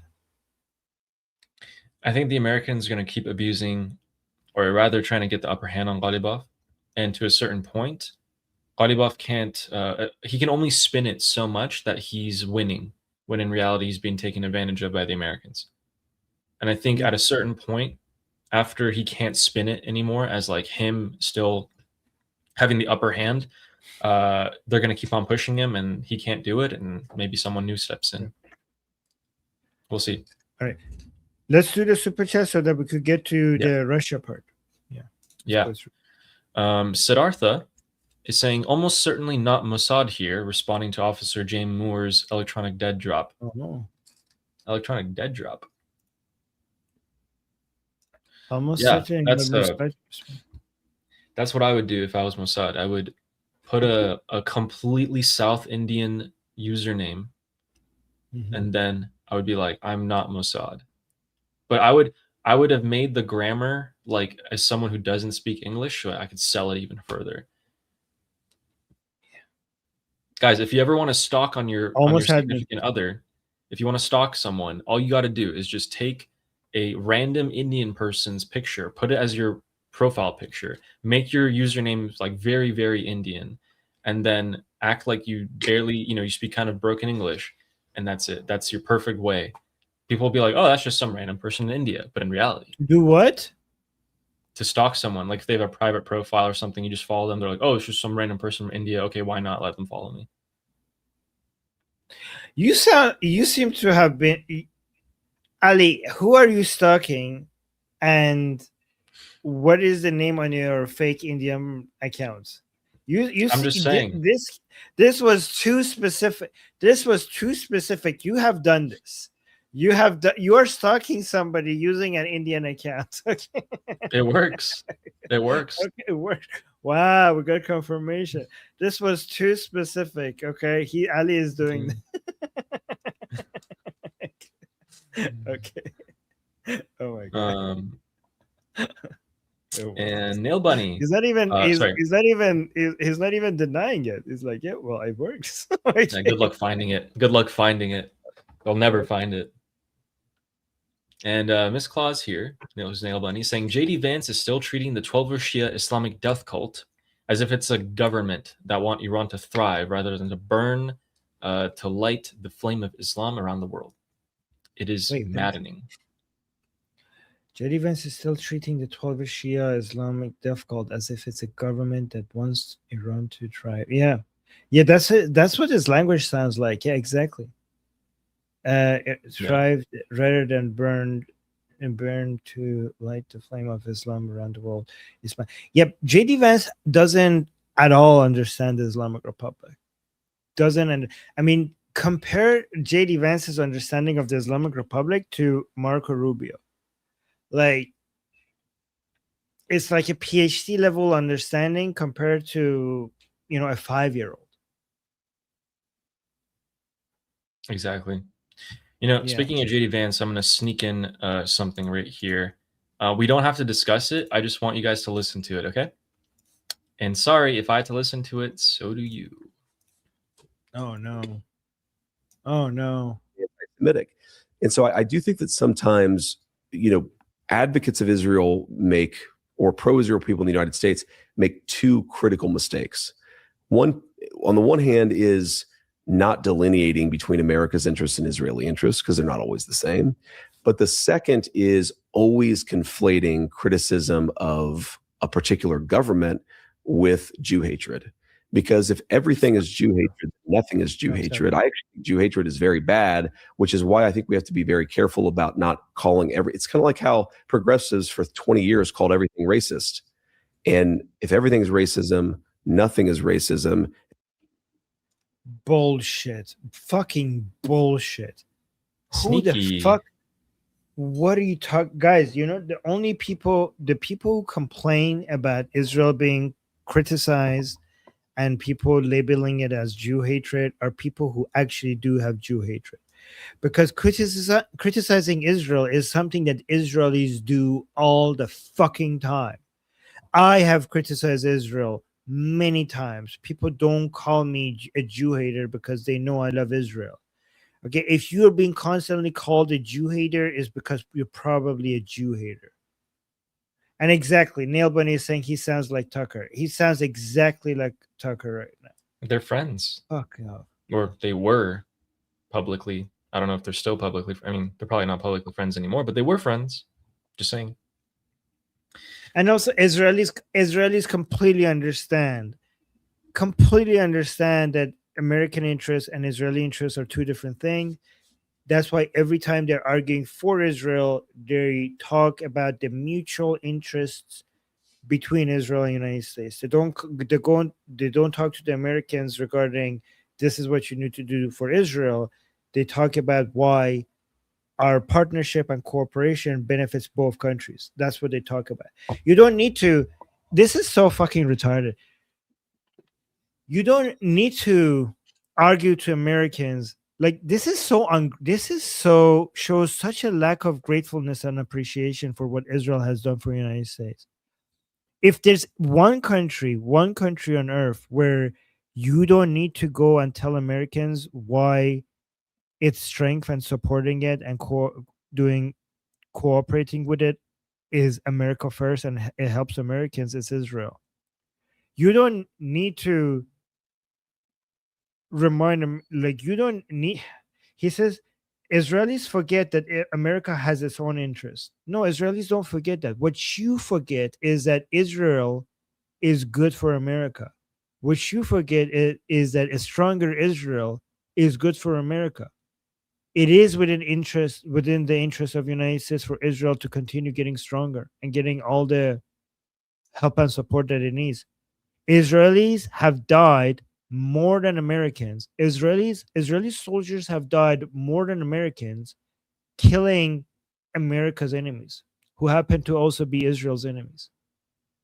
More Israelis have died in the battlefield killing America's enemies than American soldiers. How about you show some gratefulness and appreciation? Yeah. And we're going to get through these super chats real quick for you guys. And we are going to give you the latest updates on Iran and then a quick little Russia update as well. Oh, and a Turkey update. Okay.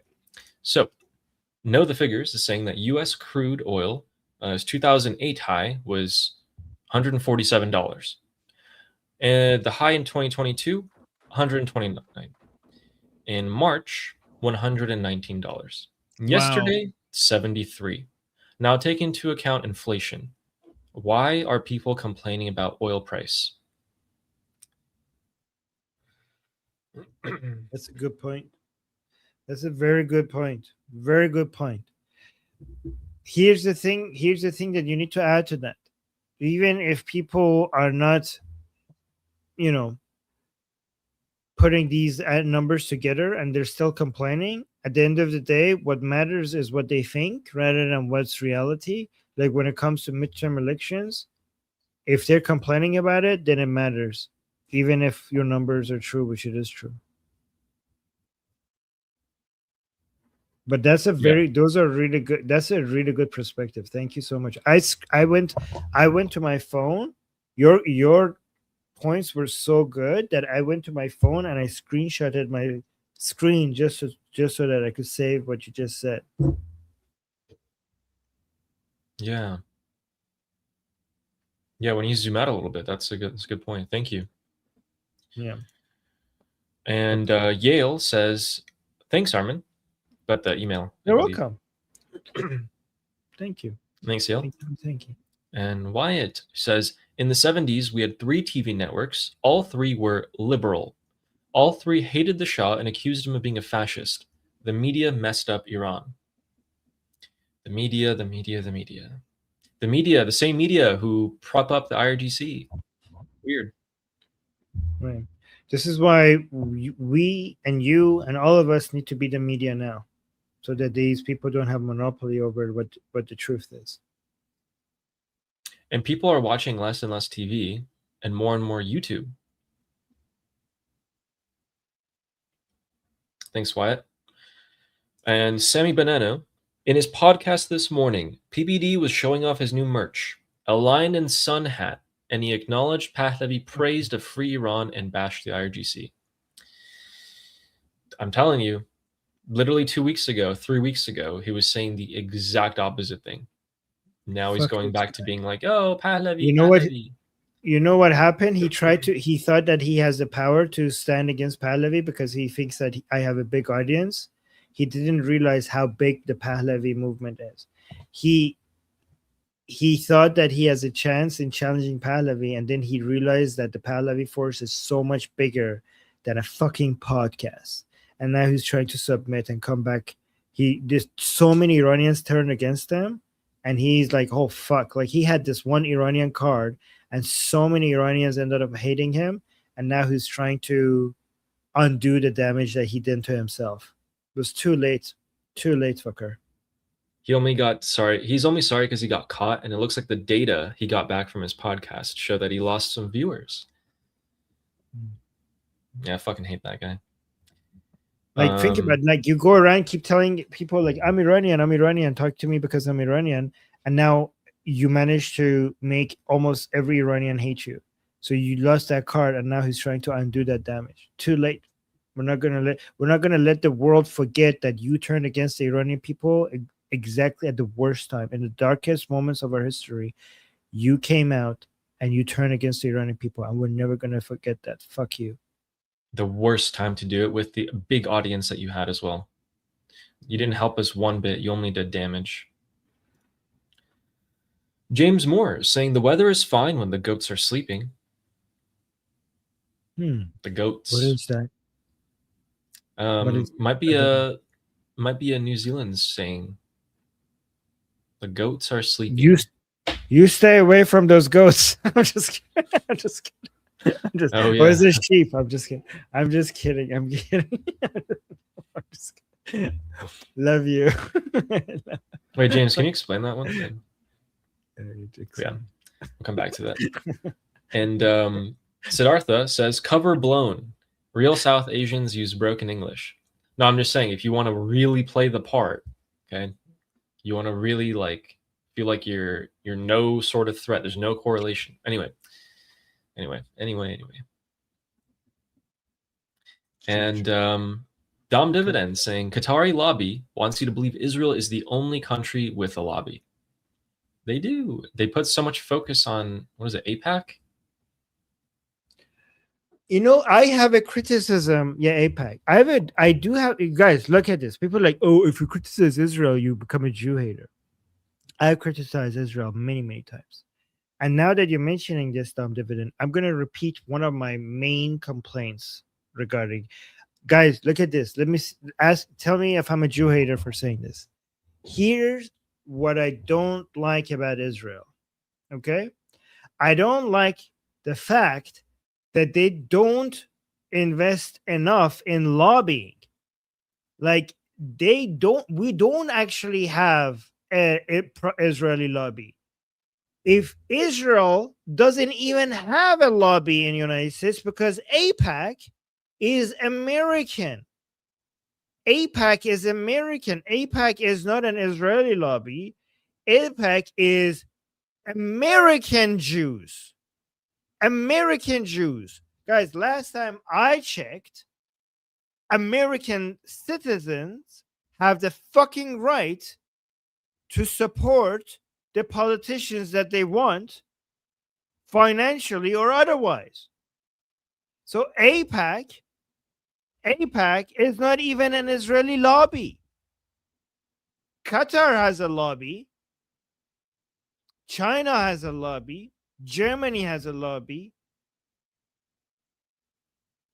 Canada has a lobby. Almost every fucking country has a lobby. Israel doesn't have a significant lobby. And why the fuck not? Right? They should have a lobby. And APAC is actually tiny. Like, I think people don't understand how tiny. Ali, did you know that dentists have a bigger lobby than APAC? Yeah, you said that. The dentists, you know, forget countries. Fucking dentists have a bigger lobby in Washington, D.C. than APAC. And APAC is smaller than, APAC is not Israeli, it's American Jews. And APAC is smaller than the Chinese lobby, than the Qatari lobby. The Islamic fucking Republic has a lobby called NAYAC in Washington, D.C. Israel doesn't have a lobby, and the Islamic Republic has a fucking lobby. This is fucking insane. So here's my criticism for Israel. here's my criticism for Israel. Get a fucking lobby in Washington, D.C. What are you doing? Get a lobby in Washington, D.C. Like guys, Saudi Arabia's lobby, Bahrain's lobby, UAE lobby, Qatar lobby. They're fucking massive. APAC compared to them is like they have pocket change, they have nothing compared to those lobbies. And nobody complains about them because they're the Jews. And there's some of them are even illegal. NOAC is illegal. And these people the people who are complaining about Israeli lobbies, they don't even fucking know what NOAC is. That's actually illegal. APAC is American. Like, you know how anti-Jewish it is to complain about APAC? Because what you're saying, because the APAC, the people who donate to APAC are American Jews. So you're saying that these American citizens shouldn't be able to donate to their favorite politicians because they're Jews. They're Jews. Many of these people do not even have Israeli citizenship. They're just American Jews. And you're against it, even though they're American, but because they're Jews, you're against APAC. That's I mean, it doesn't get any more racist than that. Anyways. And Fleshy Interloper saying Jew hatred is broke, or Jew hater is broke. He's starting a GoFundMe. Yeah, he's got to go funnel the funds into us. Yes. Get it from the rest of the Jew haters. Okay. So Thank you. let's do this.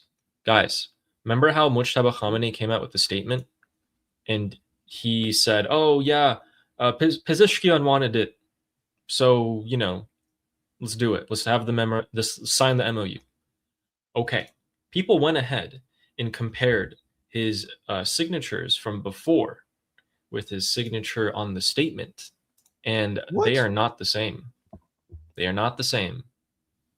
Who signed for Mujtaba, ladies and gentlemen? Who could have done it? Because he didn't do it himself. He didn't sign it. It's not his signature. Wait, are you sure They this didn't is real? Who posted this? Amir Farshad Ebrahimi. Okay. Yeah, I know him. Yeah. Is this real? So it does seem to be real. So he's saying that the hand tremor of a person under 60 is very minimal. Based on the hand tremor in the printed signature, it belongs to an individual over 70 years old. So that's one of his points. The other point is that the printed signature of the statement is derived from Mosami Khamenei's handwriting. And then it was not made by a natural person. And then he compared the Wikipedia signature of Mujtaba Khamenei. Yeah, so the Mujtaba's sample signature in Wikipedia and the recent statement, and they're not the same. Wait, so which one is the new one?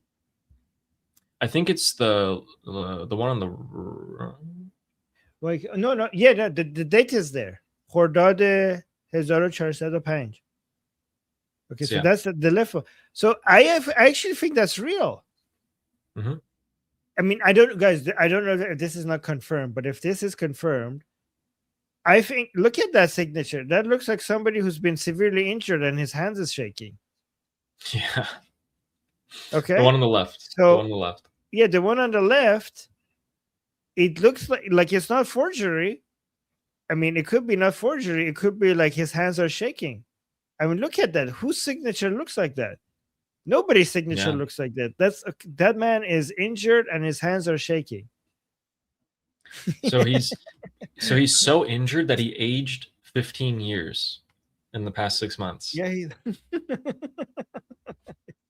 So that's number one. And then we have the IRGC commander in charge of Tehran, and he's come out and said, I think this was about 48 hours ago, has come out and said that we are worried about a popular uprising during this period, and we will maintain all of the checkpoints and all of the patrols that we have been. Keep in mind, a lot of these patrols are old men and children. So it looks like he came out in a speech and said that, yes, we are worried. We are worried. Be worried. Yep. So yep, and then there was a mine. There was a mine in the Strait of Hormuz. There it is. If you see that red line on the bottom, that's the route that the Americans have been using to get ships across. And you can see it's the furthest point away from the IRGC rocket launchers. And then It's like that's the squeezing right route. through. It's like you know, you get a like small opening through the door, and like just squeeze right through. Yeah, literally. So Oh my god. this mine, there's a little tiny pin dot, right? That red pin dot, that's where the mine is. So that was real close to Oh my the God. American situation no. there. It's actually almost So only 1,000 meters. And this is the only one that they've been able to see. So man, squeezing right through, like, and on your left windows, if you look, you will not be able There it to is. see it, but there's a mine right fucking there. If we hit it, we will all die. Just want you guys to know that. Oh my god. And so speaking about the Strait of Hormuz, remember how the IRGC made the Persian Gulf Strait Authority? They made that organization. Yeah. So this organization has come out and said, if you want to get through the Strait of Hormuz, you need to let us know 48 hours in advance. Give us your contact information, your voyage details, where you're going, where you're coming from, what you have in your ship, and everything, all the data. Then we will coordinate. We will tell you when to go, where to go to get through the Strait of Hormuz. After 60 days, then we will start charging fees. So in this 60-day period, we're not charging fees, but we're going to keep track of all your info. We're going to have everything that you have done. We're going to keep track of all of it so that when you come back, we know exactly who you are and we will charge tolls. Okay. So that's what they're saying. That's and then quick little weird Turkey update, guys. So let me show you guys this picture real quick. Guys, Turkey, remember I told you guys last week, or maybe it was 2 weeks ago, I lose track of time. Turkey was like using artillery to bombard Iraq, a mountain in Iraq. Okay, so it looks like they were trying to take that mountain for themselves, that mountain as a base, and they did. So Turkey has now established and built a road for their military to connect the bases that they have built. So in northern Iraq, there are 139 Turkish military bases.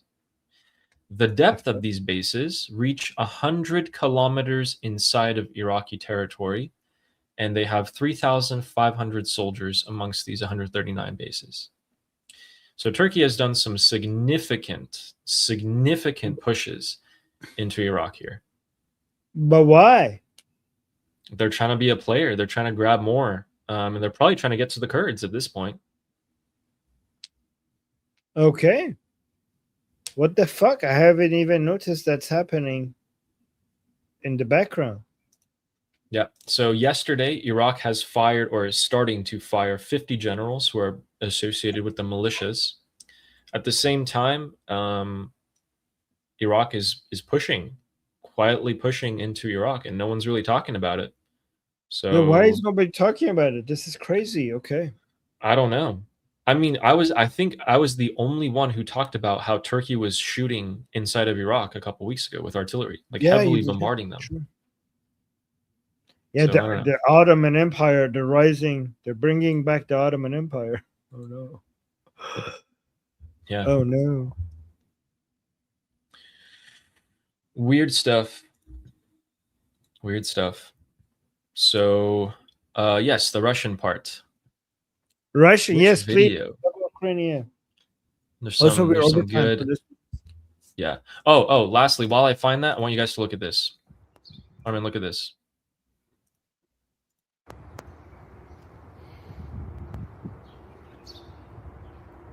What the fuck? Oh my god. This is a recruiting message inside Iran for people to go fight for defend Hezbollah. $1,000. $1,000? Yep. Guys, you saw that? They're giving inside Iran, they're putting posters in the wall offering people $1,000 to go fight and defend Hezbollah in Lebanon.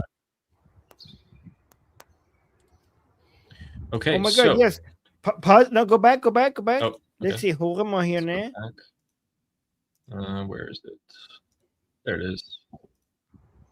Okay, so monthly payment. That's actually big for Yeah. like Iranian for inside Iran. So monthly payment of $1,000. You get food, a place to live, and all the equipment you need, and you also get training. So you don't even need to know what you're doing. You get Oh, you also get the chance to go up the rank. So the initial salary is going to be $1,000 a month. You get a place to live, you get food, and you also get full equipment, and you get training, and you get an opportunity to climb ranks. If so, anybody from Iran could go tell the IRGC that I want to go fight in Lebanon for Hezbollah, and they'll take you there. Yeah, I don't know. If Wow. Can you Hezbollah send was that to so me? strong, yeah, of course. If Hezbollah was so strong, why would they need to start recruiting in the streets of Tehran for anyone to go there? Right, How they're strange. recruiting in the streets of Tehran to go to Lebanon and fight for Hezbollah. Yeah, you get a free beeper as well. Yeah, also part of the equipment is a free beeper.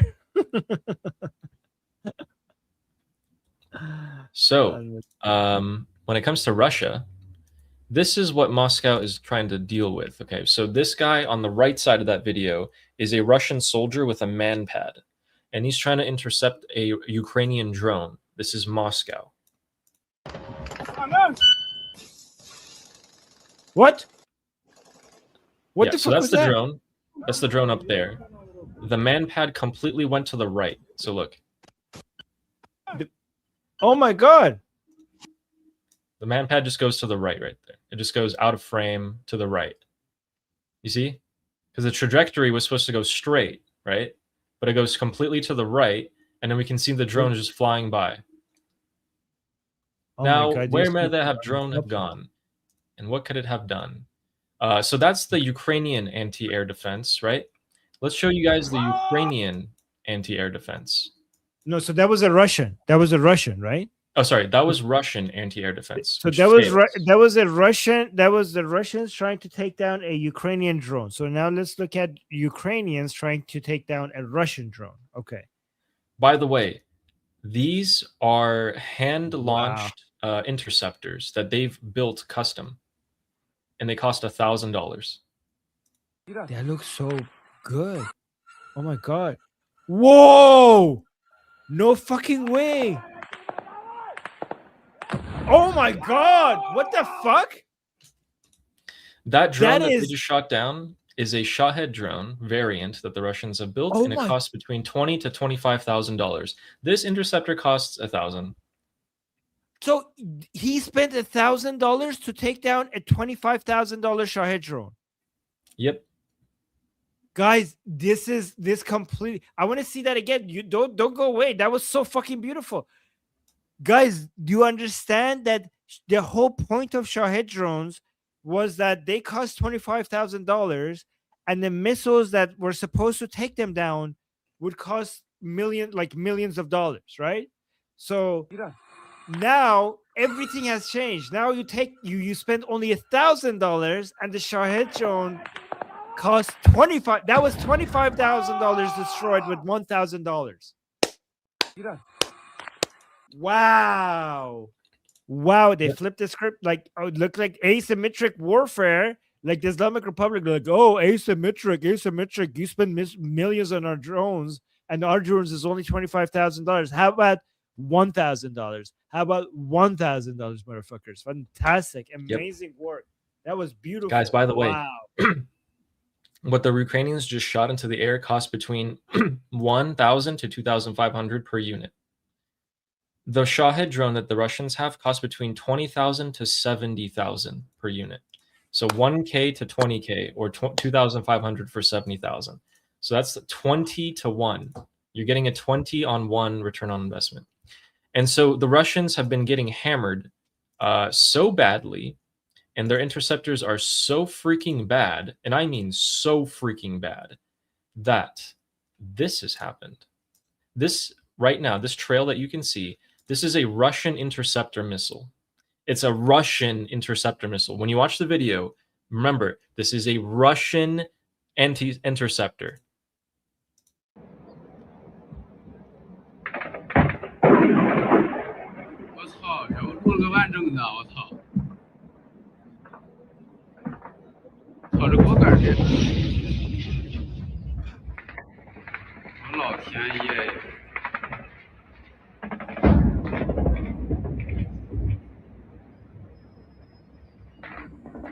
So that's Moscow. That's Moscow. And yeah, see this little missile streaking across the sky?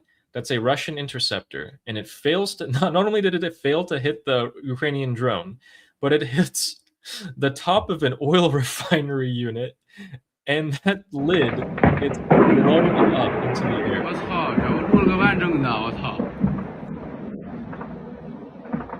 Now, by the way, this is not the first time that things like this have happened.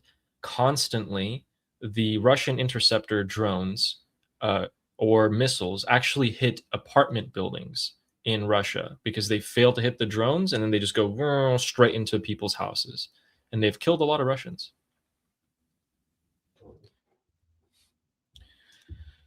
Poor Russian people, honestly. They're just stuck with this dictator. And this is another angle. And to think Putin thought that they could take all of Ukraine in like 3 days. 3 days. Yeah. 3 days. Slava Ukrainian. Oof. Whoa. It looks like an alien invasion or something.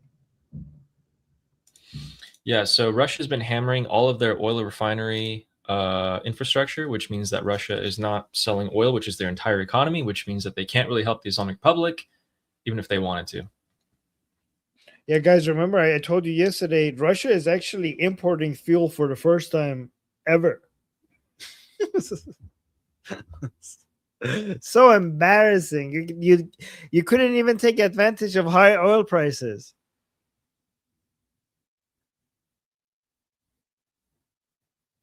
Unbelievable. You know, James actually reminded me of the oil clouds above Moscow. So because so much of their oil infrastructure has been hit, they actually kind of look like what Tehran used to look like during the war with the oil.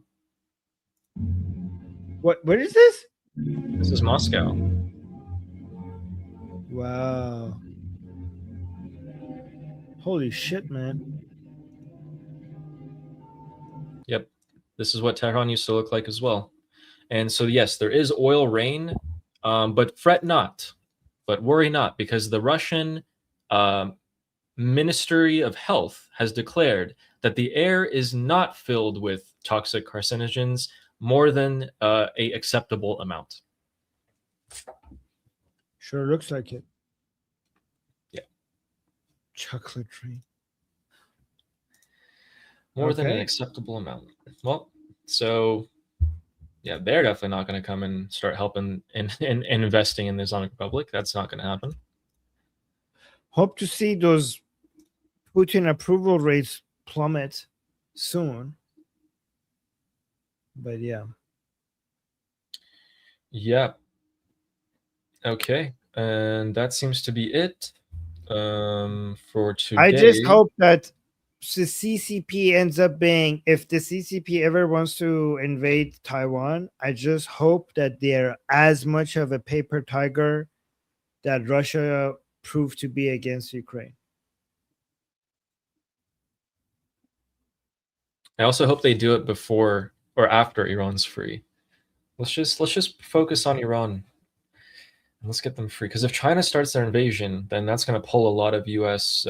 attention and troops and everything towards that. Someone's asking, so when is the negotiation, Addy? Is it on Sunday? No. So apparently Witkoff just arrived in Switzerland, is what a U.S. official stated today. But the Iranian the Islamic Republic is not there. They're just not there. Yeah, they showed up, and they apparently it was very expensive to set everything up.